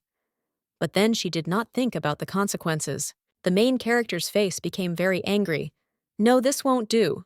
The problem is with the person who makes the proposal to the family seal, not with the seal. The merchant asks if Claire will accept the Duke's offer. But should she? Men only have money on their minds. If he were in her place, he would definitely. To sum it up, she can't win and do what she wants. The girl doesn't care about the rumors about her. True or false, one can judge for days. Baroness Delford won't be affected by it. This marriage scandal will be forgotten sooner or later. But the boy who looks like 2 peas in a pod with the Duke has not disappeared anywhere. Will they feel safe if they hide in some rural area? The answer to this question is obvious, hardly. You can fence off a child with a solid wall, but you can no longer hide his existence. The danger will grow. Yes, poor aristocrats can earn a little money, but now power gives not so much money as pedigree. And if they link their fate with Klausner, then the truly strong people will not take their eyes off her and Delford, including those who killed Elliot's father. They would probably be tough and dangerous. The Duke didn't know it, but he had created serious problems with one blow. Roger asks if he should give the lady a massage. But that's beyond the bounds of simple flattery, so she declines. He would very much like to become the Baroness's lover. There is still a twist with Sherwood, but he cannot defeat the Duke. Then Claire asks questions. Does he want to be with men? Maybe it's him? Why not start fighting with your mind then? Why would he try if he had no chance of winning? He's not a pervert who enjoys even being hurt. The main character suggests to stop talking about nonsense and ask about the order. But then something happens, screams are heard from the corridor. A maid runs into the room out of breath. The characters ask what happened. The maid replies that Duke Klausner and Sir Sherwood are fighting. The girl and the man leave for the place of separation at the same second. Little Elliot is crying all over, tears streaming down his cheeks. Here you can see the full picture. The Duke is found not guilty, and the lawyer is clutching his head. There is a broken vase lying on the floor, a lot of shards. The boy kept calling his aunt, and finally she came. He immediately rushes to her. Eric just extended his hand. The main character takes the baby in her arms and angrily takes care of their father. The servants couldn't stop these fools and calm down on their own. It seemed they weren't going to. Claire asks very rudely, "What does this mean? Are they crazy to do such a thing?" The Duke wants her to throw this guy out of the house, but the girl now wants to nail the wallpaper. Roger scoffs. Is this how cultured people behave? Scaring little children? In that case, it would be better to throw down the gauntlet. The main character's nerves are already at the limit. She shows everyone to shut up. She asks Marta to prepare the spare room. Something needs to be done with their clothes. Well, unless Eric is going to insult her honor even more. The man says he needs a shirt, a vest, and a tie. The pants will do just fine. The Duke also asks for Claire love. He will return soon. I have much to talk about. At this time, Gray squats down and picks up the shining decoration. The girl says that he should go with her. But the guy doesn't really want that, he's fine. But she doesn't. That's why the main character orders them to shut up after her, too. The man's gaze changed. Somehow did it become sadder? But despite this, Gray still continues to squeeze the ring in his hand. All the servants are very worried. How could such a thing be said? He also needs to change clothes. The Baroness asks to prepare everything as quickly as possible. For a while, the main character suggests putting on one of the robes. Then Mary approaches the lawyer, but he needs to be quiet. Elliot has just fallen asleep. The maid gives him his clothes and asks him to take off his jacket so she can straighten the buttons. Claire tenderly congratulates her nephew on the head. He is very tired today. After some time, she returns to finish all the work. The girl approaches the man. He was washing away the stains that were on his face. Gray wanted to say something at first, but in the end he couldn't. Claire thought he was being shy, but it was okay, he wasn't naked. Then the lawyer turns around with a smile and asks how Elliot is. The Baroness replies that he has already fallen asleep. It is too early for him to see fights. The man bows his head and apologizes for his misdeed. The main character suddenly reaches out and grabs Gray's face. He has a cut on his face. Hitting a man with glasses is like trying to kill him. The man asks not to exaggerate so much. He considers himself not so bad. The main character turns around and says that it's not even about the laws. Eric boxed and negotiated with little children. This is a long-standing tradition of the Rommel nobles. But Gray couldn't just run away at that moment. Then the girl asks why they didn't hit him back. It would be great to adjust his upturned nose to the ceiling. Although the Baroness was joking, she was actually very sad. At that moment, the man thought it would be stupid.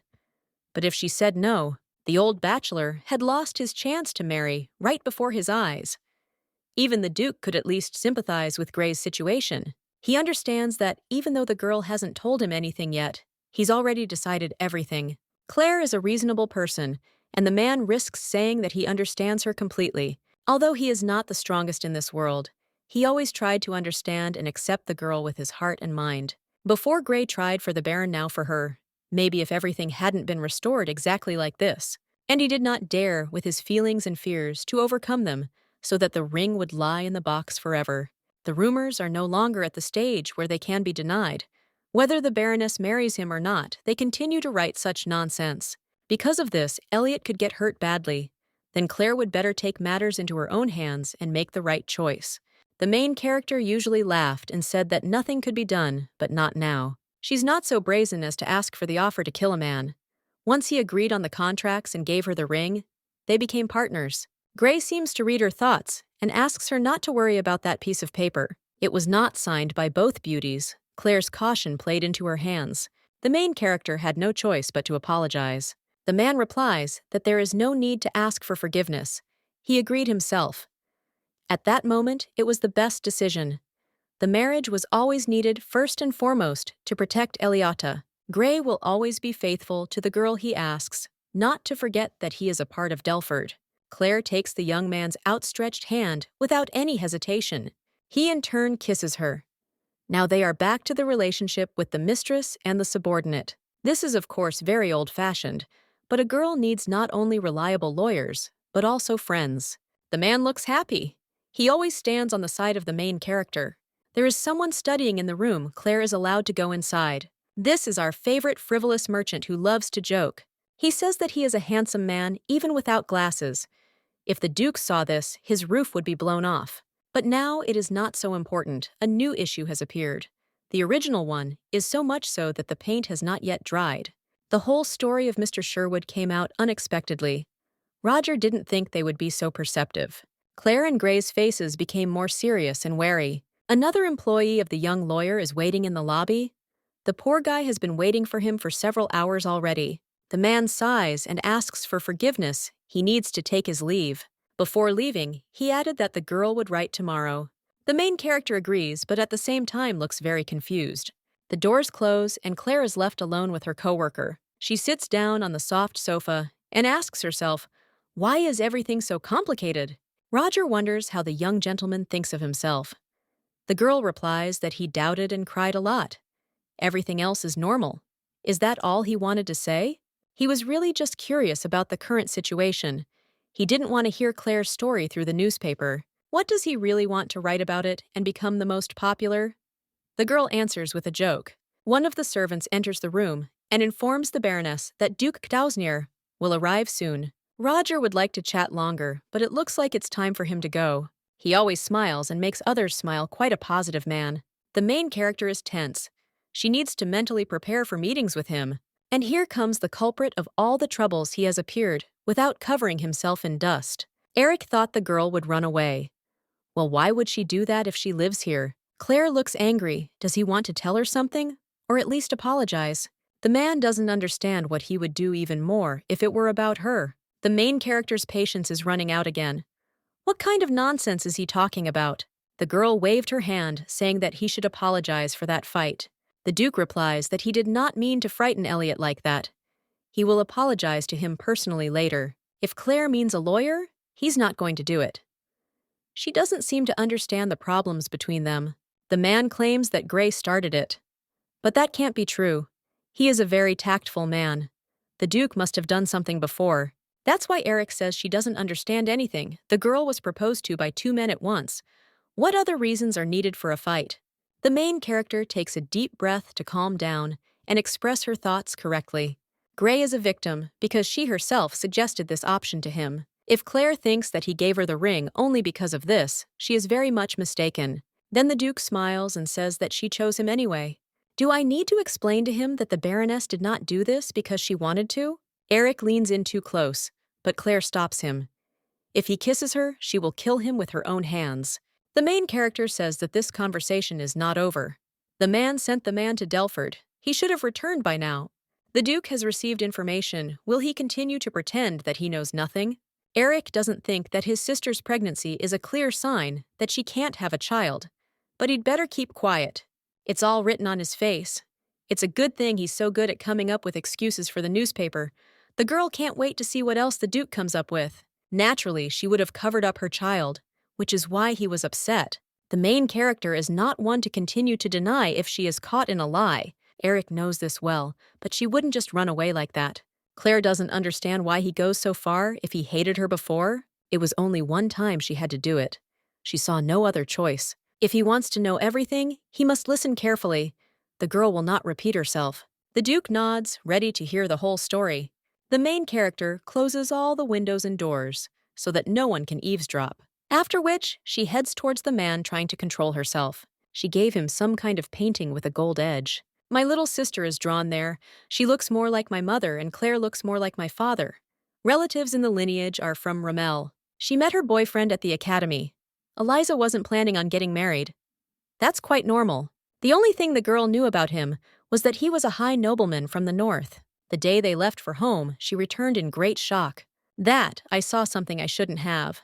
Everyone will die if anyone notices. That day, her boyfriend died, and then her sister gave birth to a baby. It seems they had a covenant ceremony. There is no longer any need to learn who Elliot's father was. Prince Jared, who died, was not the Duke's brother, but his cousin. A quiet guy who often went outside the palace incognito. Eric, I wouldn't be surprised if he was hiding his true identity from the girl. And it was my younger sister Claire. The main character was going to take this secret with her to the grave. Then the man says that she should have turned to him. Well, that was a bad idea. Elliot could have been in great danger. He must understand what she is talking about. Even the prince was killed. The Duke thinks the kid has a right to know. But the girl replies that he's not even 5 years old. She'll be excited when he gets older. Claire told this story not out of concern for her nephew. He values pedigree and loyalty to the crown above all else. But the Baroness is not going to give up the child or give him away. He is now a part of her. The girl did not give him life, but grew up from birth. She hopes that Eric will understand her feelings. They can't be sure that their relationship remained a secret. The family doesn't know, but there were several people who knew that he was dating this girl. And the biggest proof is the child's appearance. If they don't show that this is his illegitimate son, Elliot will be in great danger. Since all this started, the man has to deal with all the problems. Claire is not talking about democracy to Elliot, the heir of Klausner. It is better to keep the secret of his birth a secret and adopt him. The adopted growth has less inheritance rights, so it does not cause problems for Eriha's future biological children. If they choose the right time for divorce, everything will be fine. In this case, everyone will forget about this story. All attention will be drawn to them.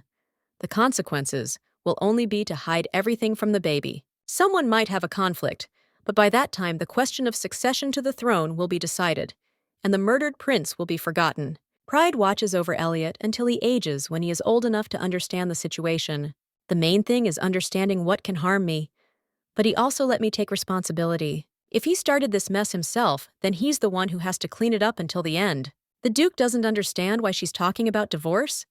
How much does he look like a man who gets married to tell? Claire thinks he proposed to her because Elliot is his son. For men, pedigree is indeed very important, but it is much more important to preserve the honor of the Baroness and the child. This really surprises the main character. She even thought about it for a second. If he wanted to defend himself, he would have done nothing. Isn't that what a true gentleman would do? While the local girl is talking, the Duke reaches out to touch her hair. Suddenly, he pulls her towards him and kisses her passionately on the lips. The main character tries to push the man away, but she fails. He had already explained to her several times that he would use any methods. Such attacks make him even more disgusting. If Claire had come to him right away, Elliot wouldn't have had to manually spend his childhood in such chaos. The girl asks why would he? Would he confess to his own son? Here another kiss takes place more passionate. Eric thinks that she talks and thinks too much. He raised Jared. Therefore, he is related to the Klausner family and is obliged to protect him in the hurts. And he's cute too. Do you really need more reasons to love him? Since Claire considers Elliot to be her son, he has no choice. His opinion about the purity of blood has not changed. That is why he hates her. After these words, everything around became even more confused. But no one thought about that anymore. They just wanted to enjoy the moment. Events are constantly happening in the garden. Someone is there and cutting flowers. This is the Duchess. For some reason, she leaves only a beautiful bud. The other ladies are very worried Eric is late again. If even the previous Duke couldn't marry him, then Louise needs to be more careful. She thought that her son was in love with Count Schneider's daughter Iris. She is often called a canary because of her appearance, but she is definitely a bird of prey. She will break a finger if someone dares to touch her. But a small bird is still a small bird. No matter how hard you try, a canary will never become a lion. But you can't say the same about Lady Delford. The woman has been stalking her for quite some time now, and she still can't predict her next move. This girl has a huge talent for making money. If even the Duke confessed to her, then she is definitely capable. What a crazy world this has become lately. An ordinary crow decided that the shiny golden Klausner spoon already belonged to her. But they can't help it. Men sometimes go crazy when they fall in love. Louise wondered for a second. Was it true that the actor was blinded by love? She also asks the other ladies if they have anything on their minds. But everyone remains silent. If he laid hands on her sister, is it okay for Claire to raise someone else's child? Madame realized that she had spoken without thinking. She had nothing to add. Then the woman asks, have they still not found out whose it is? Definitely not the Baroness's? The lady replies that neither the servants nor the relatives confirmed this. The only thing that is clear is that her sister was pregnant, and that is a fact. It seems like something crazy happened then, that everyone is keeping quiet about. The Duchess asks if she is sure. There's little evidence, but many of the maids in the name saw traces of war on her. That's for sure. The woman doesn't care what happened to the Baroness's sister, but she doesn't believe that Eric would do something like that. There are some inconsistencies here. Something is wrong. The situation in this version is difficult. He's not the Duke's son. He looks incredibly similar. First of all, why does he need this marriage? Madame replies perhaps because the Baron is dead? Marrying a simple young girl and the head of a family are two different things, although there is still a loss of integrity before the wedding. But why lie like that?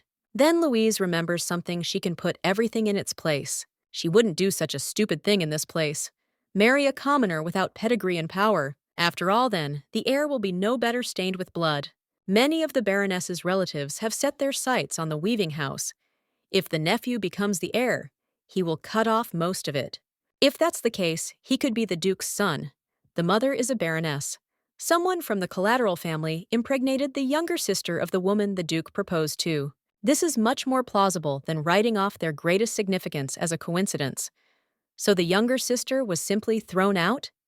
This is the fate of most children born out of wedlock, especially if it was the result of war. It's not that important now. What's important is that this is the rise of Eric Klausner. Elliot carries the blood of Irina, albeit dirty. Another candidate for the throne. While it is still too early to do anything, Louise is only going to observe. New competitor, but the position in the list will be low. The problem will start if Eric promotes him. It's impossible. After all, there is a law of inheritance. Moreover, the Duke is not a simple nobleman. I will also receive a weaving house. Now this is a non-trivial problem. The southern regions are always preferred by Rommel, a place with cheap labor that only produced food. Everything would have continued like this. But 5 years ago, there was a sharp rise in economic development due to the weaving house. The fields that were previously sown with wheat were planted with cotton. The new weaving house began to pay its expenses generously, even to farmers. The urbanization of the entire region began.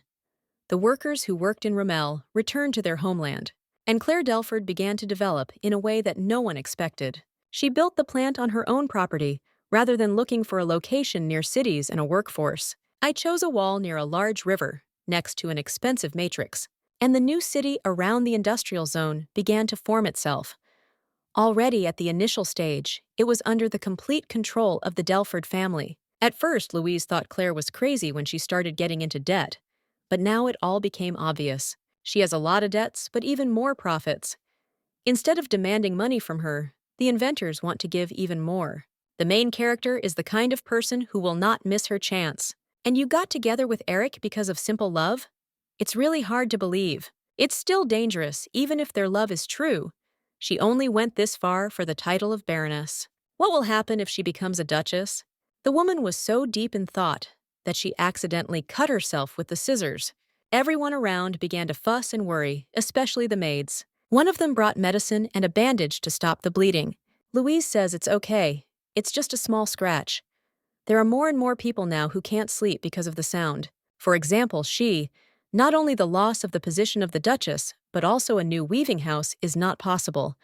Only leashes for excitement. Madame bows and says that she seems to need a powerful sedative, but what she meant is unclear. The woman said, "Enough, Augusta will sort everything out well. At least she should." It's very noisy at the station. Someone is discussing the Baroness. This is Claire's cousin, Charles Delford, and Uncle James Delford. They can't understand how anyone could marry a commoner. It's mind-boggling. They don't seem to be up to date with the latest developments. This time, the man was definitely going to teach her, even if he had to hit her. In a family without supervision, the closest male blood relative became the heir. He was supposed to become the Baron, but he passed on his daughters, saying that Claire had enough skills to protect the family. Uncle knows this very well, and he knows that brother did everything to make his little daughter an heir. That's why he didn't want to force her to give up this place. But she had to marry Charles. Only he could help the family become stronger. Then, the birth will become a full-fledged heir. Now the girl uses half of the rights, so she cannot go against their will. It was his decision as the head of the family, as Delford, as the eldest Grey, no matter what kind of lawyer he became, would have the past of a commoner, and she dared to go to the capital alone to marry him. How can you make Elliot an heir when it's not even clear who his father is? This is unacceptable. Here, James notices something strange and suspicious ahead. A second later, their family is surrounded by a crowd of guards with nowhere to run. They don't understand what's going on. They haven't done anything wrong. Uncle's hands begin to shake, and he may be scared. At first, the man tries to get out, but he is easily stopped. After hearing that his lordship was expecting them, the uncle and cousin calmed down. The two were put into a carriage, and after some time, they were already at the Duke's estate. Traditionally, the class didn't care what he wanted. He was a nobleman of Arena. But when they arrived, whoever was waiting for them outside the door immediately switched over. There was shock on their faces. What had they gotten themselves into just when they arrived? Eric was amused by their reaction. He even grinned, but was still wary. Claire tells him that even though the distance between Delford and the capital is large, but she still won't be able to shut up her relatives. She's not the eldest son. After the death of the head, conflicts occur constantly, even between the younger brothers. And she is a woman, so it is obvious. The main character asked to look into this, and be careful if you are going to mention the family tree. Eric extends his hand and apologizes. The invitation was a bit unexpected, but he is very happy to meet. Uncle shakes his hand in return. It is a great honor for them. You can see how worried they are. The Duke invites them to sit down. For a while, they just sit in silence. James doesn't understand what happened 5 years ago. He was on good terms with Elliot during that time, right? The first conversation begins with Eric. There are 2 months left until the holiday. Uncle didn't quite understand what was being discussed. What else was there for the celebration? Duke of Hearts that there will be a wedding ceremony, his and Claire's. It seems like these two are not yet aware of all the recent events. James is even more confused. A wedding? He thought they were going to talk about Elliot. Well, if that's the case, then Eric lit everything up for them personally. He proposed to the girl a few days ago. A son will be added to their family tree. Charles jumps up as his lordship Elliot's biological father. The Duke looks very serious and does not like such rude behavior. The uncle asks his son for forgiveness. This is a bit unexpected for them, so they are a little shocked. Eric is going to officially accept the baby. There are no problems with that, right? Problems. How can an illegitimate son of a barony become heir to a duchy? Such nobles should marry their status and raise an heir if he can have children. James then decides that it looks like the Duke can no longer have a child, so he makes the illegitimate son his heir and ignores who his mother is. Eric says that he and Claire discussed for a long time what would be best for the child, and he decided to tell everyone that it was she who gave birth to him. Uncle says he understands. It will be simpler procedurally, so that there will be no questions about succession. James is even partly happy Baroness Delford is leaving the Klausner family. He would never have thought that his nephew would become the heir to the titles. The man thanks for understanding. They plan to have a normal wedding for the closest people. For now, that's all he can say. If they even learn some details about the preparations, they can ask at the palace. Events are constantly taking place at the Innenhof Hotel, where quite a lot of people have gathered. And also, the main character. A simple ceremony does not mean that there will be little noise, so you need to keep your eyes open. But she's not going to hide anyway. She just wants to build something like a family bank. To dispel most of the rumors, they will have a wedding in such a way that everyone will think that they are actually in love. At that time, the young man still didn't understand what this was all about. For him, it's not a problem. You can just shut everyone up. As according to him, everything is easy. Eric says that the Baroness can buy anything she wants. Newspapers, even editorial offices. No wonder such thoughts come to a rich man on their own. Claire was thinking about how to store the newspapers, and he suggests buying them. It's so stupid. She still has a long way to go to become a real noblewoman. The Duke suggests sharing only experimental details, and then they will gradually forget about everything. Maybe it will work with ordinary people, but not with high society. The young man cannot predict the girl's actions. What is she planning? It turns out that the main character wants to do the opposite and leak all her information. That is, she will force the newspapers to spread rumors. The Baroness doesn't like it very much, but she'll have to endure it, so that they'll switch their attention from Eliota to her. They intercept all information channels in advance. After all, journalists understand the meaning of news like no one else.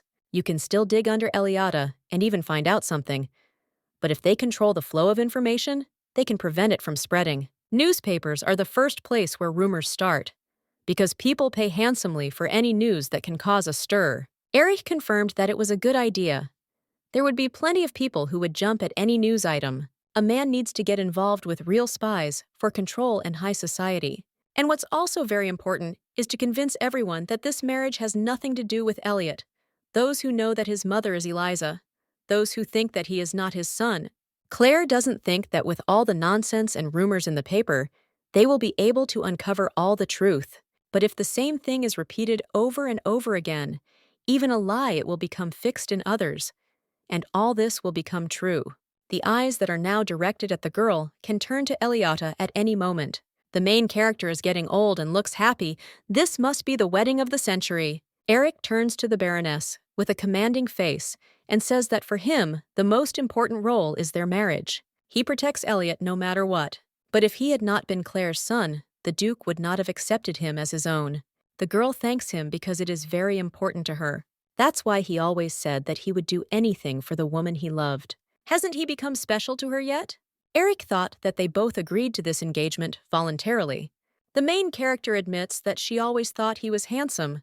But is that all? When the girl wanted to say something, she was suddenly kissed. Their hands intertwined in a single movement. Such a pleasant touch. The man again did not let the Baroness finish speaking. Apparently it was faulty. And the last thing. Here the Duke outplays her again and says that she can do the same as she did. Then the main character asks, what if she took the diamond mine? Eric doesn't care. The family signet ring already belongs to her. In fact, the girl does not like being pressured. She does not need all the property of the duchy. In any case, he will do everything that the main character asks. She never wanted to get married, but she wouldn't refuse an engagement ring. Claire wants a piece of jewelry that has a 2-carat clear light-colored diamond. Eric says it's simple enough, but only by Klausner's standards. If it is big, it will become heavier, and then the girl will not be able to wear it all the time. When the Baroness looked at the man's hand, she noticed a mark on his finger. He had won the title 7 years ago, and it seemed it had never been taken off. Claire offered no condolences when the previous Duke died, even if she were in the capital and not in Delford. Usually a Baroness does not enter the Duchy of Klausner just like that. When Claire was lost in thought, the man immediately asked what happened, but did not receive a detailed answer. The main character wrote him a letter. If only she replied, to at least console him. But it is not clear that he received it. The answer was written in the palace. This clearly indicates the difference in their statuses. If Eric hadn't destroyed that wall first, nothing would have happened. The Baroness asks the Duke to wear what he is wearing now. No need to make new ones, and her outfits are made similar. In the newspapers, they write about wedding rings of the century and add that you want to start a diamond mining business. You can't miss the chance if you have the opportunity. The whole world will find out about this engagement, and Claire will earn more money. The man smiles. He likes the girl's resourcefulness. He agrees with everything. That's how today's meeting happened. She chose a beautiful dress for herself. 5 editors-in-chief gathered in the lobby of the Innenhof Hotel, and the Baroness had already managed to buy all the newspapers. We are shown events that were shown 3 days ago. Some man will be ordered to give up his entire share. He is very unhappy. The lawyer says that His Majesty wishes to obtain the rights to his newspaper publishing and printing house, with the preservation of jobs for the current employees. Even being a duke, is it possible to suddenly ask to hand over your publishing house? Such matters are not decided by anyone. A profession is a way to assume one's social status. The owner of a publishing house does not think that for a certain amount of money one can start a new life. But after he was offered 3 gold millions for it, the man's opinion apologized. He is also the editor-in-chief by agreement. This place, as well as the salary, turned out to be his for the rest of his life. No problems arose. The Klausners do not observe precautions when handling each light condition. Despite the suddenness of the event, all those invited showed up. The main character didn't knock them down to scold them. They were making mountains out of molehills, deliberately choosing screaming headlines. They published offensive images, and now it is not she who will have to deal with the monstrous problems, but her lawyer. She in turn wants the articles to continue to come out, but not so often. All the guests were shocked by this statement. Was the Baroness crazy? With their pen, they defiled the girl's honor, and with it, they cleared it. After the end, Claire was finally able to take a sip of delicious tea. But then she noticed one of the guests who had not yet left. The main character asked what business this young man had come for. He looks like Casey Morit, and apologizes for disobeying orders to leave. His family is in the book business, and he publishes a large magazine. A man who can help the Baroness in her new business, even if he is not as good at weaving as Roger Carson. Claire asks what business he is talking about. She thinks that a textile company has nothing to do with a bookstore. Casey is referring to their wedding. It's no secret that most aristocratic marriages are arranged, but how does that apply to them? The young man does not want to be misunderstood. He wanted to talk about her wedding dress, her destiny and shoes, about the outfits for the buffet, the Duke's suit. He is also interested in everything related to bed linen rugs and bedspreads. There must be some benefit to him in this. However, patterned fabrics are already taking over the textile market. Does he really think a girl would actually use her own wedding ceremony as a billboard? As far as Casey knows, the Baroness didn't usually wear gemstones. And today, not only the outfit, but also earrings. Then he realizes something. As industry and living standards develop, the demand for luxury goods is invariably aging. In the textile industry, the production of patterned fabrics increased, but their price decreased, and the market expanded in line with demand. The man guesses that it is the same with diamonds. The ceremony provides an opportunity to attract consumers who are interested in precious stones but cannot afford them. The main character smiles. He is quite a smart and resourceful guy. He catches everything on the fly. The Klausners own two of the largest diamond mines in the empire. They also control the delivery, processing, and supply of jewelry. In this way, demand can be maintained. They create a huge market related to the weaving industry. Claire stands up and says that the direction is completely different, but the essence is wrong. That's right. They bring in new customers with goods they've never delivered before. The main character extends her hand. She is pleased to meet Casey. She is always very happy to meet new capable people. The man is already about to shake her hand in return. But then the Duchess bursts into the room screaming. The angry and disgusted face turns into a shocked one. She sees a picture of Casey kissing the Baroness's hand. She becomes even more furious and calls Claire a crazy girl. The woman pounces on the young man, asking how she meets all these men. At this point, Casey falls off, revealing a bit of his naked body. Then the main character takes matters into her own hands and asks him to step aside. My ignorance on the part of the Duchess. Not warning about the visit, barging in without knocking, starts screaming for no reason. All this is not visible in the behavior of a well-bred lady. Besides, isn't tearing a stranger's clothes a low, contemptible act? The girl laid out everything in facts. Will Louise have anything to say? Even if that were the case, how dare she leave Ariha and do something incomprehensible with another man? The woman sticks to her guns. What impudence! Claire was caught red-handed on a secret date after the engagement. The main character is acting stupid, oh my god. What other secret date? Why did she try to deny the fact that she was alone with this young man? But they were only discussing business.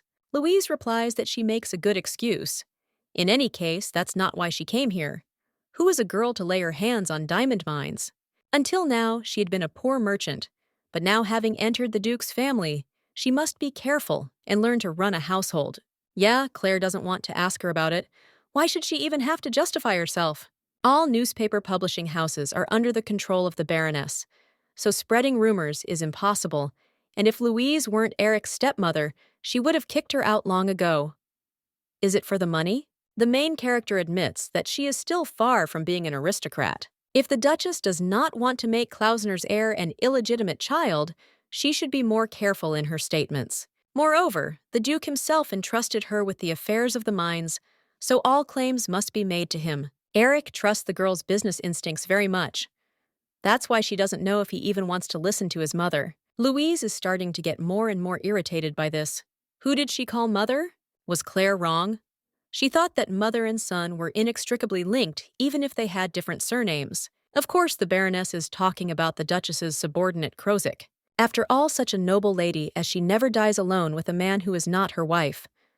The girl fully approves of her mother's second marriage. Louise is shaking with anger. She wants to say something or object, but she can't. The main character asks to accompany a woman to the restroom. It seems she is not feeling well.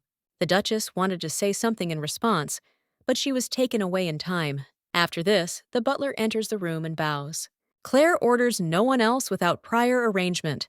They put her in such an awkward position last time. That's it, finally most of the headaches are gone. Events are constantly taking place in the Duchy's estate. Eric selects precious stones. These are the best of those left. The rest was sold by the lady. These are also of good quality, but they are colorless and look a bit cheap. Diamond is not a rare gemstone. It is easy to mine, and the loss rate during processing is quite low. After the second mine was opened in the Duchy of Klausner, their value has been steadily declining. The best stones are still the bright, vivid rubies and emeralds. But more importantly, what the girl wants to get is that she usually doesn't wear jewelry. That's why she needs something like this. A perfect diamond without inclusions. And it has the most pleasant color. It is also necessary to develop a design the man shows to send someone to Baroness Delford. One won't be enough, so the servant wants to make another necklace from the same stones. Of the best quality, of course. Eric says that everything needs to be prepared a month before the wedding ceremony. It is his bride's decision. Almost all the family jewels are in the hands of Mother. With all due respect, the lady will not let them go under any circumstances.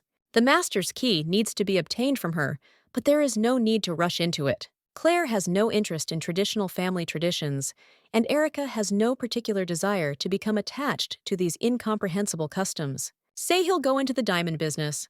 Well, go ahead, the man isn't going to stand in the way. As the girl says, this is the wedding of the century and a marriage for love. Judging by the fact that they bought all the newspapers, she is in a serious mood. Maybe she will change her opinion about precious stones.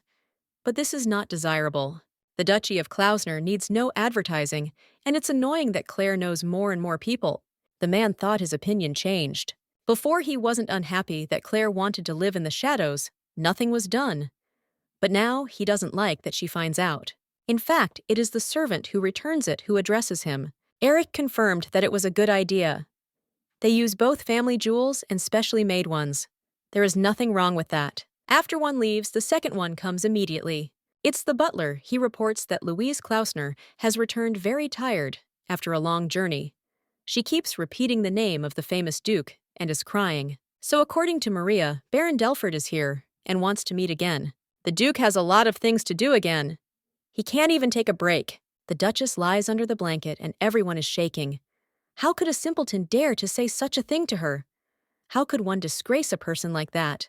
Krozik tries to calm the woman down. It's hard for him to watch her tears and suffering.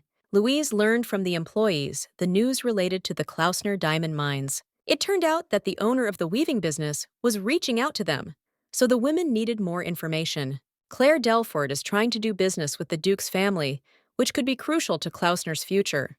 Then the order was given. All other people were sent to search for information, so she wasn't the only one involved in this investigation. Speaking of which, we can't help but mention Noah Diamonds, who is closely connected to their family. Louise needs to be at least half a step ahead of the rest. The man thought about it. He needed to find out more about everything from the servant. Louise demanded that the lawyer take her with him, but he would be very upset to hear that. Krozik tells her to stop crying. This makes it seem like gems are rolling out of her eyes, which makes him very sad. The man holds a handkerchief under the woman's eyes, and she calms down.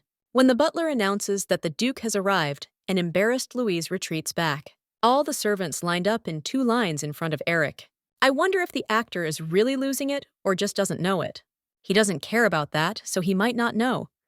Although maybe it all has to do with the Empress. Before leaving, the maid quietly slipped a piece of paper into Krozika's hand. The man is heading towards the carriage. Why so secretive? Note: the coachman also hands him another roll of paper. This surprises the young man even more. This is a note from Baroness Delford. It says that she wants to meet in 3 days at 8 o'clock in the evening at the central store. The letters are divided into 2 parts, each of which can be interpreted in its own way. Firstly, Krozik had already done everything. Secondly, Louise's entourage had been bribed. Thirdly, they decided to bribe her too. Now Eric is talking to Louise. She claims that she did nothing wrong. The woman asks if he knows that Claire has been seeing other men behind his back. It's true. She saw it all with her own eyes. The Duke tries to explain this girl as a businesswoman. Meeting people is her job. Louise can't believe her ears. Is he really giving the business to a common baroness? Eric tries to be patient. Claire is the owner of a weaving business. She knows how to manage it. Diamonds are mined in huge quantities, and the profit from them is gradually decreasing. It is a noble cause to take care of this. The Duchess doesn't believe the girl can handle it. Does she know anything about it? A woman no one knows about in society. Maybe it's not such a bad idea to give it to Claire, but you have to be careful if she starts talking to someone and steals their stuff. Eric asks to stop guessing. What she saw with a man means nothing. He made his decision, he chose this woman, and he doesn't change his decisions. Therefore, he asks his mother not to interfere in this matter any longer. He respects Louise, but it will continue like this. She won't be able to change anything. Bitter tears began to flow down the Duchess's cheeks again. She was so worried. The man hesitates a little, but still shows that she should give him the cornflower blue key to the safe. This was the last straw. Why would she suddenly do this? The Duke says she can stay in this room if she is not comfortable with them. In the same house, they will build separately. The budget will also be made separately. But Louise must accept all the changes that will happen. The woman opened her mouth to say something, but the lump in her throat prevented her from doing so. Before leaving, I asked not to cry too much. It's bad for your health. Maybe all this is a late arrangement? The man decided to marry too late, so the mother does not give the key. Should I have taken it when my father died? But it was an inappropriate situation, and there were no plans for an engagement. Then, it is strange that the place of the hostess is empty, having taken the key. Looking back, he feels like it was a big mistake to give the key to someone other than Claire. She refused to take the printout, but she will definitely accept this ring. A messenger came to the main character and gave her something interesting. These were flowers and a small box from the Duke. There was no note inside. Marta is very curious about what is there. It is so exciting. The girl pulls on the bow. It's too early for rings, and the package is too big. It turns out that this cornflower key shines like a jewel. Of course, he should have visited her after the wedding, but it seems that Louise was not so easy to part with. Claire is grateful that he did this ahead of time, preventing any clashes with the candle. She didn't know Eric was so thoughtful. The nanny suggests having a tea party in honor of this. After all, the girl received such a valuable thing. The Baroness replies that even if they do arrange it, it's unlikely that anyone will come. Although she has friends, there aren't many in the capital. You can, of course, count people from the academy, but they are not close enough to meet in person. And even if they were, they would not take such a risk for the sake of meeting. Of course, there is Elliot, but he cannot be the first to know about the key rumors will spread instantly. If Claire, without knowing it, kindles hatred in the lady, everything will only get worse. The maid enters the room and announces that Mr. James and another guest have arrived. After arriving in the capital, meetings with acquaintances proceeded calmly, and right before the wedding, a talkative uncle came to pick up the future mother-in-law. The main character asks who the second visitor is, to which the daughter of Count Schneider will receive an answer that surprises her. This lady is truly beautiful. She has a truly aristocratic appearance. Why did she come? Although, if you think about it, the reason is obvious. She's probably curious about Elliot. Now, Claire's wedding and the birth of her baby are the most popular topics of conversation in social circles. She is a curious person who also loves to be the center of attention. So to get new gossip, she turned to James. The youngest daughter of Count Schneider is very popular. She is a rare beauty and is also a late child raised with love and care. She is a noblewoman and not a simple one. Her second name is prima donna in the opera theater. Previously, they said that she had tarnished the family's reputation, but now with such a profession and her heavenly voice, she is not subject to criticism. And her father did not mind. After all, she didn't sing for the money. Her specialty is choral soprano, and all for the sake of occasionally getting invited to the stage. In her own way, she is a symbol of a new era. In any case, for the main character, this is a great chance. Getting a top-notch model, isn't that a real stroke of luck? We see Elliot. He looks very happy as always. He is with his grandfather, who has told him many times to behave decently. But since the baby loves cookies very much, the man could not refuse. The child thanks for the sweets given to him. Unfortunately, his status is unclear. No one knows Elliot's last name, and he is not James's son. How can one see the head of the family in high society if Claire is not married and raised a child alone? But that's a thing of the past. He's a real treasure. The same pretty face as Alice. Here someone's voice is heard, which makes the man twitch. This is Count Schneider's daughter. She named the baby such a cutie. The girl also wants to treat him to some very tasty cookies, but the boy presses closer to his grandfather. He looks embarrassed. Iris thinks that Elliot is the spitting image of Mr. Eric, like a drop of water. But he doesn't look anything like his mother. That's great. It's good that she saw it for herself. The Duchess wanted to send him to some boarding school in the village, but the girl would not have wished such a thing on the child. Moreover, the duchy needs an heir, and she doesn't want children, so she needs to become a good stepmother to him. Claire finally arrived. Her outfits have been looking more luxurious lately. The baby is very happy to see his aunt because she is very busy. He gets off the sofa and very quickly finds himself behind the Baroness's large skirt. Iris from Schneider County says she is very happy to see the future Duchess. The main character smiles, but in her head she only thinks about money. Money, money. She didn't think that being in such a position she would be honored with her personal visit. The noblewoman came without an invitation from her family, but they greet her so warmly. She is probably too curious, so she asks not to be scolded for it. Now Iris understands what kind of person stole the blue dress intended for her. The main character remembers fragments of pictures from 5 years ago. Now Claire is confused. She wasn't supposed to know about him. It seems the girl wants to see how the Baroness will react to this. This is a thing of old times. It is impossible for anyone to know who was in the room then. If so, all of Duke Klausner's servants and guards should be fired. It's unlikely that he would have told anyone himself. If these two were in such a relationship, the Count's daughter would not have come here now. And so for the last 5 years, no one could find out about it. So she's bluffing. The Baroness pretends not to know anything. What could Eric have done with the dress? Schneider asks her not to pretend that she doesn't know anything. She knows for sure that Claire took him. Is she really saying that when she left the man's bedroom, the girl took some clothes from there? Iris confirms with a fox-like smile that everything is exactly so. Then the main character comes closer and begins the attack. If these were her clothes, then it means she visited the Duke so often that she left her things there. The Count's daughter is confused. Her words were used against her. Claire continues. Apparently the dress was prepared, or she took it off herself. That can't be. The girl's face darkens. It is difficult to read her thoughts at this moment, but she doesn't give up and starts to shed crocodile tears. Could there be a stronger weapon? The main character certainly didn't expect this turn of events. From the outside it looked terrible, as if the Baroness was mocking the Count's daughter. The singer asks how can the Baroness say such things? She was just curious what happened to the dress. If they were here together, she would have exposed her. And is her makeup waterproof? With such expressive acting, it didn't even run.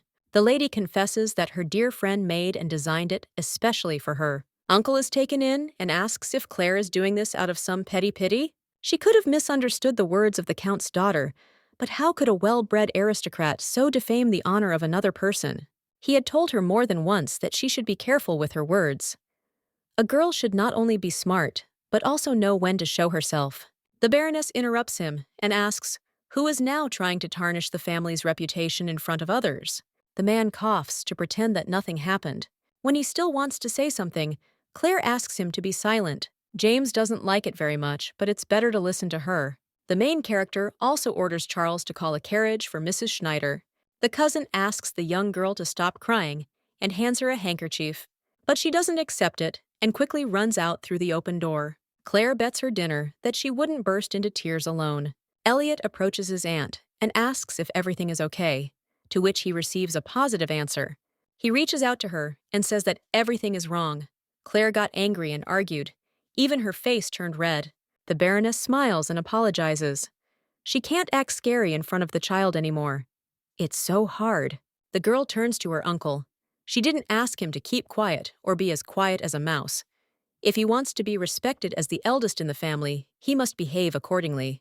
James is angry because she is the one who is behaving rudely. She brought the guest to tears. Claire replies that even Erich Klausner doesn't allow himself to say such things to her. Even though she is his niece, he is not the one who has the right to be rude. That expensive suit he wears, his cane, his silk tie, his hat, the jewelry, the money they live on and spend on the upkeep of the estate. Did Uncle ever think about where it all comes from? This can't be an inheritance left by their grandfather and grandmother who left them. The man's face turns very red, and he feels ashamed.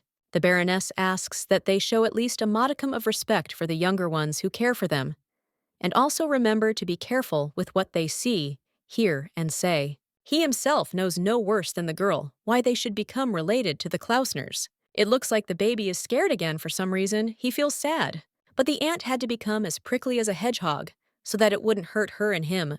The main character hugs Elliot tightly and says that everything is fine. Judging by Iris's behavior, this won't spread any further. Claire doesn't care at all what she's going to do. Their marriage is only for Elliot's safety. Everything else is not that important. Even when leaving the Duke's bedroom, the Baroness thought that there was a girl there. Apparently, they had met since her clothes were there. But then, how did he propose? She didn't steal someone else's boyfriend, did she? Claire denies it, that can't be. Someone knocks on the door, which makes the main character even more angry. The name Gray immediately made her happy and more relaxed. The girl looks at her watch and says that time has flown by so quickly. The time has come to meet my mother-in-law's friend, another big shot. It was dark outside, but Noah Diamond still showed up seemingly alone. The price of precious stones depends on their rarity. If the Noah mines cease production, the price will increase significantly. 30 years ago, in anticipation of this, grandfather released diamonds onto the market. Moreover, due to the impossibility of maintaining the family's wealth by owning only land, the Krozik family decided to take a risk. But time passes. In the Duchy of Klausner, huge mines were developed one after another, and it was impossible to resist them, and Claire was offered to control the production volumes, but the required amount was too high. Therefore, ordinary gemstones have no value. Since diamonds were no longer considered valuable stones, a lot of them were left to gather dust in safes. However, the owner of the weaving business decided to take advantage of this without hesitation. The man is met by another man. Roger has his usual bright smile on his face. They walk with a lantern through the empty hall. It's a bit dark there. Apparently, the aristocrat doesn't really like the smell of the gas lamp. Claire is happy to meet Mr. Johann. She also asks if they have met anywhere before. The man bows. As far as he remembers, they attended math classes together at the academy. The girl compliments him on his good memory. It seems she wasn't all that remarkable. It seems the Baroness didn't quite understand correctly. It's hard not to notice for a junior high school student who is constantly arguing with Duke Klausner. And even if she is not a duchess but an ordinary noblewoman, this is enough to attract attention. The displeased gaze of all men is directed at only one. Well, it's time to get down to business and talk about diamonds. Gray hands over the contract. It says that all diamonds of 2 carats and under will be sold cheap to the weaving company. Even his father signed it. But if they keep throwing stones like that, all they can do is watch the price rise. As Johann knows, they are starting a diamond business, and they are planning to sharply increase the demand for jewelry. As demand increases, it will not only be the Klausners who will benefit, but also jewelers, especially those with large stockpiles of quality diamonds, like Krozik. Before becoming an aristocrat, the girl was a small trader, and she cannot afford to share profits with someone who has practically monopolized diamonds. If they enter into this contract, they will become equal partners, and if they terminate it, Claire will return the desired amount of products at the purchase price. The young man is very surprised when he reads the contents. Investment in the appraisal company. Maurice joint development of criteria for evaluating jewelry. The Baroness does this so that wealthy commoners can afford to buy one, so that the residents of the capital have at least one. But first, they will set standards for evaluation and price, so that even the most unscrupulous buyer can judge a reasonable price. In case of emergency return, a certain amount. Fortunately, a diamond is not one of those stones that can be easily damaged. This idea at first seems crazy and impossible to come up with. If you think about it, it's not just entertainment, patterned fabrics, toys, all of this is aimed at the middle-class market. The main character always tries to be good and treats her partners and managers well. If the weaving business was such a success, then Claire Delford was sure to succeed in other areas as well.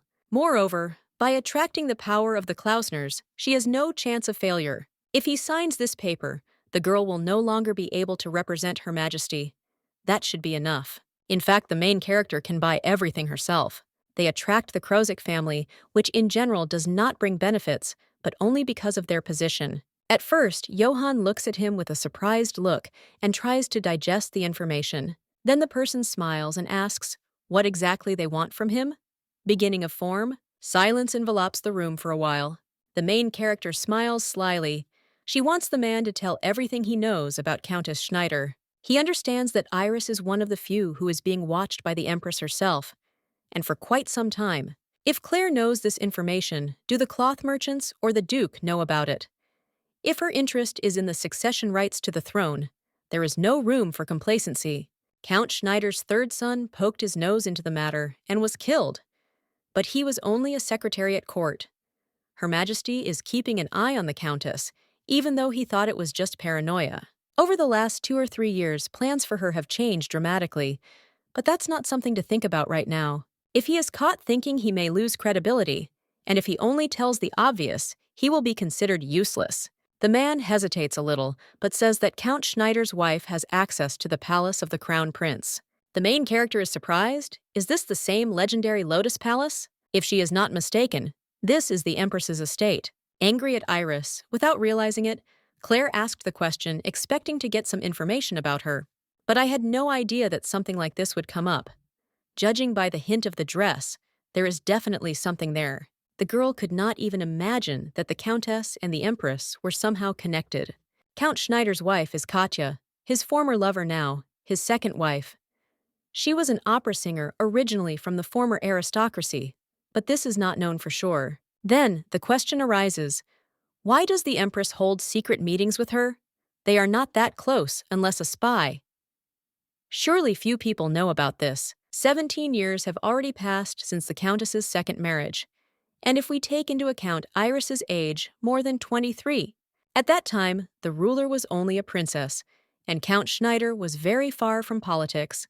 Their paths could not have crossed, so it was the death of the third son. Even if he held a post at court 5 years ago, Katya already had status then. Claire suspects that something doesn't add up here. Why would they follow the Earl's daughter? The man adds that he received this information while visiting Mrs. Iris. The main character is trying to put all the information in its place. That's what it is. The man looks very tense. What answer will they give him? The girl asks to maintain the current relationship with Her Majesty. She does not ask to betray you, just need to behave as usual, because they made the second contract not with Johann, but with Count Krosik. All that Claire wants is copies of the reports on the Klausner estate he gives her. The young man breathes a sigh of relief. He understands everything. That's it. The conversation was finally over. The main character understands that he cannot be trusted, so she will have to bribe him. From the very beginning, she did not expect any loyalty. A spy can be lured with money, but not Johann. He will not be able to betray the Empress. The man standing next to him asks if it is necessary to use this person. He, of course, does not dare to interfere in the affairs of the lady, but wouldn't it be better to exclude the spy from the plan? This is the easiest way to scout out the situation. It is impossible to prevent surveillance of such a large family as the Klausners. If you get rid of Johann, another will appear. It is better to control information through the hands of an already known spy. It is economically advantageous since most people are controlled by him. So far, everything was fine. Louise hadn't gotten close to the secrets, and even if she had, she probably wouldn't be interested. At first, Claire suspected that Johann was using seduction to extract the data, but this was not the case. The Empress is not interested in the Klausner's money and business, but in politics. The most important thing in this matter is the right of inheritance and blood ties. And up until this point, Eric hadn't cared about either, but now everything had changed. To protect Elliot, he had to keep a secret. The girl hopes that nothing will happen. If only they thought of her as a happy Cinderella. In any case, the Baroness doesn't think there is any kind of communication network in the Lotus Palace.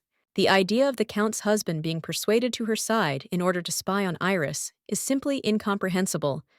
Perhaps she lured the mother over to use the daughter, but there is still one question left as to why. At this time, Casey looks very closely at the lady. When she notices he apologizes, he was just a little stuck. The man thinks that the lady has jumped to conclusions about Iris based only on rumors. Previously, they said about their relationship between the Duke and the Count's daughter that they met before marriage. The main character looks surprised. It seems she hasn't heard anything about it. Casey apologizes and claims that it's just a false rumor. These two are simply enviable matches for marriage in social circles. Claire has a very evil smile, that's it. Eric came to visit his future bride. Since the light is on, she is probably still working. This girl is very contradictory. She said that she would live diligently, but it is not so. To live diligently means only to enjoy one's privileges like other nobles, and she is not that kind of person at all. Despite all the efforts of the nobility to maintain their position and status, the Duke has never met a more aristocratic person than Claire. If she decides to do something, she will never back down, regardless of whether it is her personal decision or obedience to orders. Although she abandoned her studies, it was only to hide her abilities from others. The talented girl was not even on the student rankings. She must have gotten low marks on purpose. Eric still decides to go inside, abruptly opening the door. There he meets Gray. He was on point because a contract was required. His Duke tries to ignore him and move on. The main character asks why he came at such a late hour. He replies that she didn't even look into the house today, so he thought it was worth seeing her out. Didn't his servant come? I came. But frankly speaking, arranging a meeting via a note sent 20 or 30 minutes in advance is not the best idea. Meetings are scheduled at least a week in advance, and now was not the right time. If only there were phones in this world. Well, since he's already here, Claire still asks how his day went. After all, the process of becoming an heir to the illegitimate son is currently underway. The man replies that if someone wanted to start an argument with him, they would probably involve his mother and not distant relatives or servants. He extends his hand to help the Baroness stand up. Eric asks if she did a good job, but right now she is more concerned with the affairs of the Klausners than with Krozik and his ilk. The main character changed her facial expression. She seemed to be thinking, here their eyes met, but no one dared to disturb the peace. They open the doors, and there you can see stars and a dark, dark sky. When they came out, the man asked why the girl was angry, even though the main character raised her voice. It's not like that at all. But the Duke is sure, and this is not just an assumption. What could have made her angry? Claire is just tired, that's why he thinks that. Today, she only planned to finish discussing the terms of the contract, but she had to get pretty nervous. The girl finds it strange that he is silent. Does this mean the conversation is over? Judging by the Duke's face, it seems he's not even thinking of answering. But he can't pretend he's not involved. That's been enough for the last 5 years. The man stares at her and addresses her by name again. The main character sighs. Well, this really isn't for her. She crosses her arms and asks what kind of relationship he has with Iris Schneider. He definitely didn't expect to hear this question. It was so unusual. Claire thinks they should have talked about the Lotus Palace first, but the dress story keeps popping into her head. Eric says they were friends with the Schneider family for 3 generations, and his father took care of Iris from her childhood.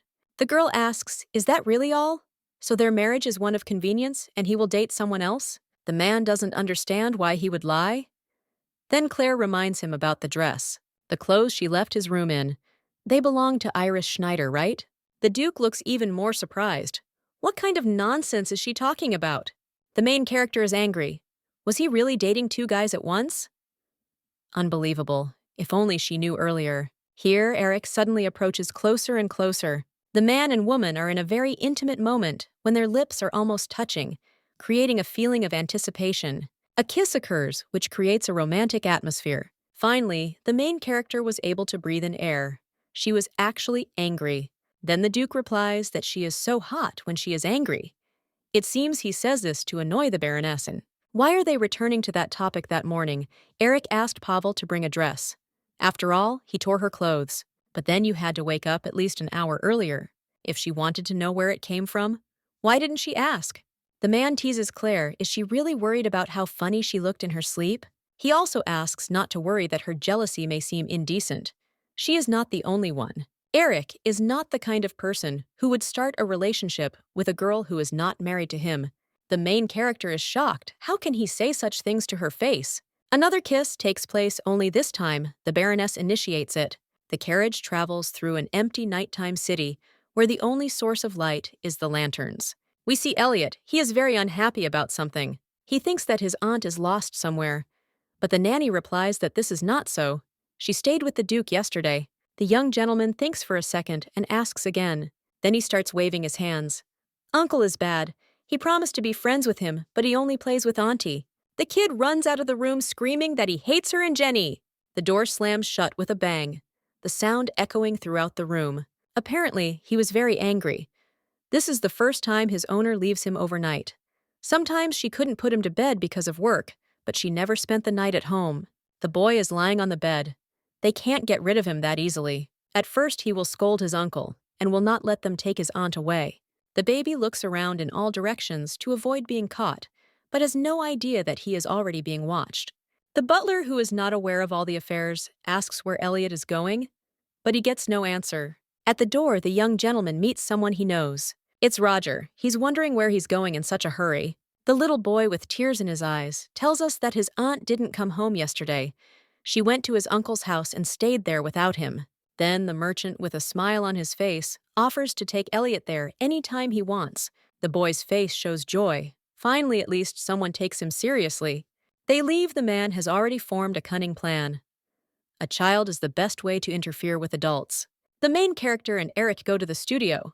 It looks like the same situation happened as last time. There they are met by several ladies. Such a visit is a real honor for them. The Baroness thanks for the warm welcome, despite the sudden visit. They apologize to the other customers.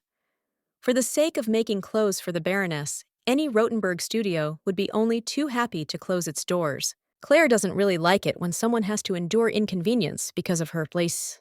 Last time was enough. The lady asks not to worry about it.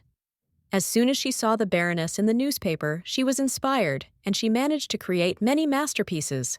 The main character feels a little awkward, but very pleased. And of course, they recommend fabrics that come from the weaving house. Cotton patterned thick, so they are often used in children's and everyday wear. They don't want the precious canvas to go to waste, so they take whatever is currently in the studio. The girl is a little surprised. Is it really true this? Claire will need a lot of clothes. There are almost no clothes here that are of the quality that Duke Klausner would wear. The main character clings to the man's hand, looks like true love. This is also a kind of business.